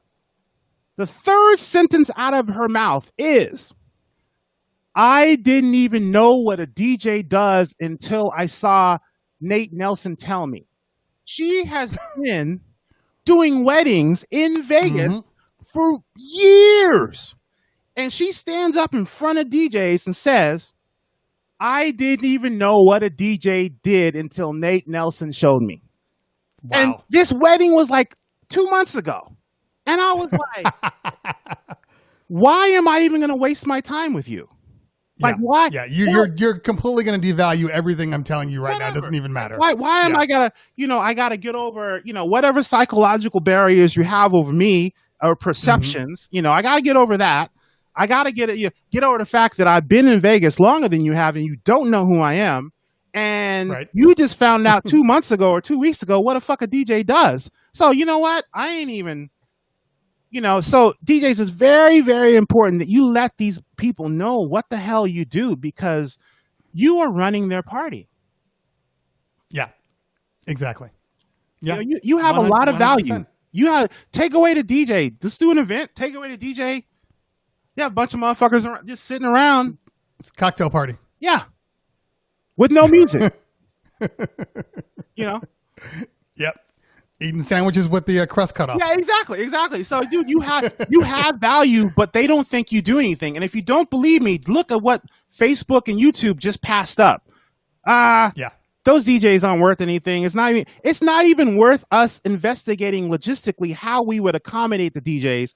Just kick them off the platform. Fuck them. Right. Exactly. You know, that's Agreed. What Facebook and YouTube just did. Fuck them. Just kick them off the platform. We don't need them. Twitch said, hey, let's do them because we already have a platform in place. So fuck it. Yeah. You know. Yeah. They can just be part of this. They're going to make us $1,500 on average per DJ that's on, and we're only going to pay we're only going to pay Spotify rates to the record company, which is $14 a month for 30. So fuck it. And it doesn't even matter because everything that we do is actually based upon live events. So in reality, it's only nobody's going back to watch the re-airs. They only care about what's happening then. So it's actually cheaper than that. So they'd be stupid to not at least give it the opportunity to try. You know what I mean? And I've heard everybody that I've talked to, some people in the know, they're like, you guys are fine on Twitch. So whatever that means, it means that something's in play to make this legitimate. And if this is in play, everybody else loses. And that's why YouTube dropped the ball the biggest, because YouTube, I'm assuming all this, I don't know this, but YouTube has the same music licenses that Amazon has. You know, so they had YouTube has Amazon has a Fire Stick, YouTube has Chromecast, and now they're coming out with a Fire Stick type of light. You have YouTube Music, you have Amazon Music, like all the licenses are the same, so they could have done something, but they obviously didn't. I don't know if you can touch upon this, but I just want to say that I really think that record companies are really dropping the ball. They've won. Record companies have won. How have they won? Because the only people that want a downloaded song are DJs. No one is downloading music on their phone and walking around with a terabyte hard drive listening back in the day when we used to. No one's doing that because logistically it doesn't make sense. You get a free Pandora account, a Spotify account, Amazon Music, YouTube, whatever. Record companies have won. There's no such thing as piracy anymore. None. No such thing as piracy. Because logistically, no one's going to download the songs. You just get a streaming service or you get it for free. So you can't even get it into your phone if you download it. Yeah. So, and that's iPhone. Android you can, but that's iPhone. Right. So, with all this being said, the only people that want downloaded music are the people that can promote the music for you. The only reason you're selling so much back catalog is because some dude at a wedding played a Brandy song and some 13-year-old said, what the hell is this? Right. Shazam, Brandy. So, dude, record companies have won. They have won. They should let everyone in the world download music because the only people that will download music are people that can help them promote their catalog. Period.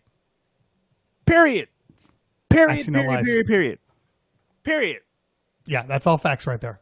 Total facts. Total facts. Yeah, well, hopefully Amazon takes a listen. Hopefully they're serious about what we're doing here. And the reason why, because I know that YouTube, there's always been this talk that YouTube could legitimately kill Twitch if they really wanted to get into the live streaming. They just have allowed Twitch to kind of have their own little niche, and YouTube does static, Twitch does dynamic. And it's been working so far. But if they see the success, it'd be real easy for them to turn on a switch. Yeah. And and the thing that's happening now, and I used to like really get upset at YouTube going, what the fuck are you doing? And Facebook, because honestly, everyone's on YouTube and Facebook. Like, they don't know about Twitch. The only people that know about Twitch and the only people that watch DJs on Twitch before this are DJs. They're not really consumers. It's kind of same like the only people that watch gamers on Twitch are gamers. But what's happening as more and more people are saying the word Twitch, the non-technical people that know YouTube, know Facebook, know Amazon, they're starting to know Twitch. So once you get them over this learning curve that, oh, I can download something called Twitch, because honestly, when Twitch first started, like you had to like guide a person. No, it's called Twitch. Exactly. No, you had to like tell them. But now it's starting to get to the point. Yeah, you just download Twitch and you just go to there and you can see what's going on. So the ball is moving. And you know, if you guys, a lot of DJs will know this, that with the advent of really, really, really fast internet, everything is moving fast. Like everything is, you know, dude, Cleveland, I'm sure you've seen like genres drop off in months. Oh, this is a new genre, and that genre's gone. Genres get destroyed in months. You know what the things Diplo and Major Lazer and DJ Snake have done to the pop genre, they've destroyed it. So with that being said, everything is moving super, super, super, super fast. So as by the end of the year, when everyone knows what the word Twitch needs and their numbers go through the fucking roof, then they'll be like, oh, we messed up. By that time, it's too late. You know, it's too late. So it's a lot of people don't realize that, dude, if you notice how everything is moving at the speed of internet right now, and I don't mean that as a joke, but everything is meaning, so the speed of communication, the faster it goes, the faster things move. You see it with genres, you see it with communication, you see it with everything is moving super, super, super fast now. And I remember my dad always remind me, my dad's 80 plus years old, and he'd always remind me, like, I just can't keep up with what's going on. Like, I just can't, you know, he had to get a smartphone because the bowling league shared everything on a Facebook group. So he's like, I got to get a smartphone. Like he was a master at the flip phone, but when he had to get a smartphone, he was like, what the, you know? So I'm telling you guys, dude, everything is moving super, super, super, super fast. And you really need to try to get ahead of what's happening. The next thing that's going to happen, personally, I think, is with everyone working from home, you're going to start seeing stuff moving even faster because, why, you know, Facebook, why do I have to rent this big ass building if I can have half my staff work at home? We can do virtual calls, yada, yada, yada. You know, once people get over that hump, dude, the amount of places that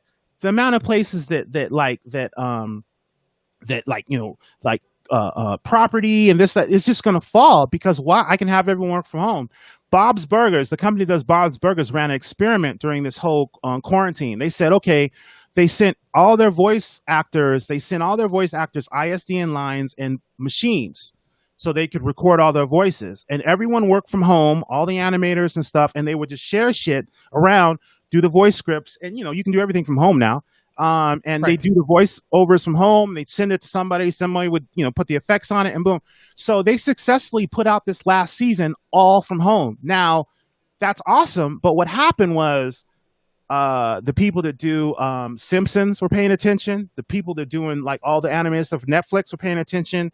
Everyone was paying attention, and they're like, "Oh shit, this is working. We don't really need to do this." It's the same kind of thing that's happening with, if you follow Tenet. Tenet was the movie Tenet is in the theaters. The company that put out Tenet is not sharing their numbers. Everybody is looking at going, "What is Tenet doing? What are the what are the sales of Tenet? Are they, because, you know, can you put a movie out during this pandemic?" And the Tenet was the example. Decent movie, decent stars, will people go? And then they started looking around, and they were like, okay, what's going on? So Tenet came out, and the studio's not sharing their numbers. So it's kind of interesting to kind of see this dynamic. Oh, they're not going to share their numbers. That could be good or it could be bad. Like, we don't know. But you know, you've seen a few successes at people bobbing and weaving through this pandemic, and, you know, things moving. Real quick, my socials are Warren702, not Warren P702. Warren, thank you, 702. Just so I'm adding that right now. You guys don't follow some stranger. Hold on, there you go. Hey, like, yo, so I'm sorry. I mean, I don't know if you had a script for this. I just kind of going. So. No. This was actually exactly what I wanted. This was perfect. Okay, cool. So Yeah, yeah. I honestly thank you for that. And look, I don't want to take all your time. Actually, my son, your favorite. Oh my, yes, the real Terry. Yes, the real Terry. He's actually getting on right now. He's actually on. So Okay. we're gonna raid him Word. and get him to affiliate level because he's not there yet. Okay. School started and he couldn't get his hours in. So anyway, we're gonna raid him. Ladies and gentlemen in the chat, I know you guys found this useful today. So throw the ones in the chat. Let Warren know how great this has been. Honestly, the numbers fantastic. Yeah, I got 154 people on here. I got 111 on Twitch alone. So this was a very, very good show.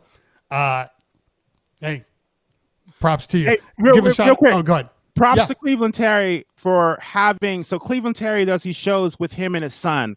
Like, come on, that's like all of our dreams to be able to DJ. My son does Ableton production, like, so when they follow in your footsteps, like, it feels good. I give you props to that, man. Really, really. I actually want to get your son on DMS Live. Yes, let's do that. Yeah. He'd Okay. love Cool. that. You just let me know when you think he's ready, and I don't want to see you in the background like touching a knob or nothing. I just want him. Hey, man, fix that fade right there. Just see a random hand come in. But yeah, honestly, props to Cleveland Terry for doing that with his son. That's all. That's all of our DJs' dreams, to like have our son follow in our footsteps, and it's honestly like really dope. I give you a hard time about I want to see the young Terry, not the old Terry, but I really give you props for that, dude. Honestly, good shit. Thank you. Yeah. He calls himself. We joke about it because he's like, well, when do I get to be a mid-tier DJ so then I could be on DMS? And I'm like, you're not ready yet. You're not ready. And every time he makes a mistake, I'm like, that's not mid-tier DJ. Sorry, man. You got another couple days for you. But yeah, but as far as doing an hour set, like, he could knock out an hour set now. Cool. So I'm gonna throw that into him, and he'll really like work harder for that, because that would be dope for him. I'll do it. Definitely. So for everybody else, I do want to give a shout out before we raid. Tweak Music Tips for hanging online the whole time. I wanted to say something earlier, but Warren wouldn't stop talking. I want to give a shout out to SCE Events, Jason Jeni, Joe Bunn was on here earlier, DJ Rail, Gravity One. Those are my dudes. Thank you so much for all the moderators, John, Lady Beats, Ratbone. Thank you guys for supporting the chat, because I know I haven't had a chance to really be involved in the chat, but you guys always hold it down. So thank you so much. If you ever never have a guest, I'm down to talk some more. I got you, man. Anytime. Anytime. Okay. So, ladies and gentlemen, one more time, give it up for War and Peace. Fantastic. Thank you so much for hanging out. Oh, thank you, man. And hang on, because I know he'll dig it if you head over to there too. So, all right. So I'm going to take him offline real quick, and we're going to start this raid. So, Warren, we'll talk soon, man. Okay, cool. All right, peace. All right, y'all. That was actually amazing. That was an amazing setup there. Give a super shout out to Warren, because he came on sort of last minute, and we didn't really know what we were going to be talking about. Like I said before, I do research on people, and then we kind of go from there. But this is what a good guest does. He fills in all those spots. So, guys, thank you so much for hanging out today. We are going to raid my son. My son is a up and coming DJ, mid-tier DJ, and we're just trying to get his numbers up. So he's ready to go. All I need you guys to do is hang out, show some love, show some support, and let's have a good old time. So, all right, y'all. Remember, tomorrow, I don't know exactly how long. I'm only on for at least an hour, because we have Tweak Music Tips tomorrow. Mojax, myself, In Music, Chris Roman from In Music, we're all going to be on Tweak Music Tips. That's at 10 a.m. So if I do get on, it'll only be for an hour, and then we're going to raid Tweak Music Tips. We'll figure that part out. All right, y'all. Let's start this raid. And guys, honestly, it's been a super, super pleasure today hanging out with you guys. Let's head over to Mr. Isaiah Bowens with an underscore. Actually, I want to do it from here. I hate doing it from my phone.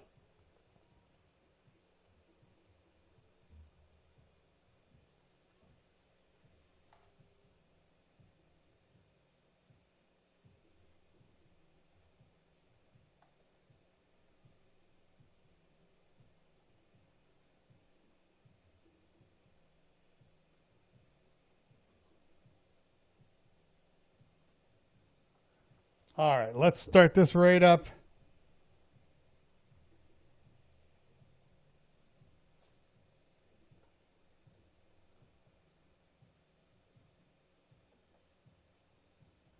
Can't spell my own son's name.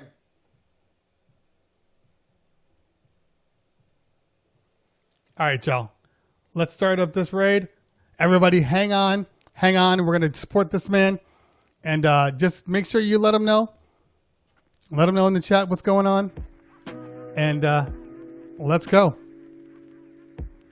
All right. That's a dope thing. Guys, we'll see you next time. If you're on YouTube, if you're on Mixcloud, well, you could be raiding, but you're not because, well, you're not.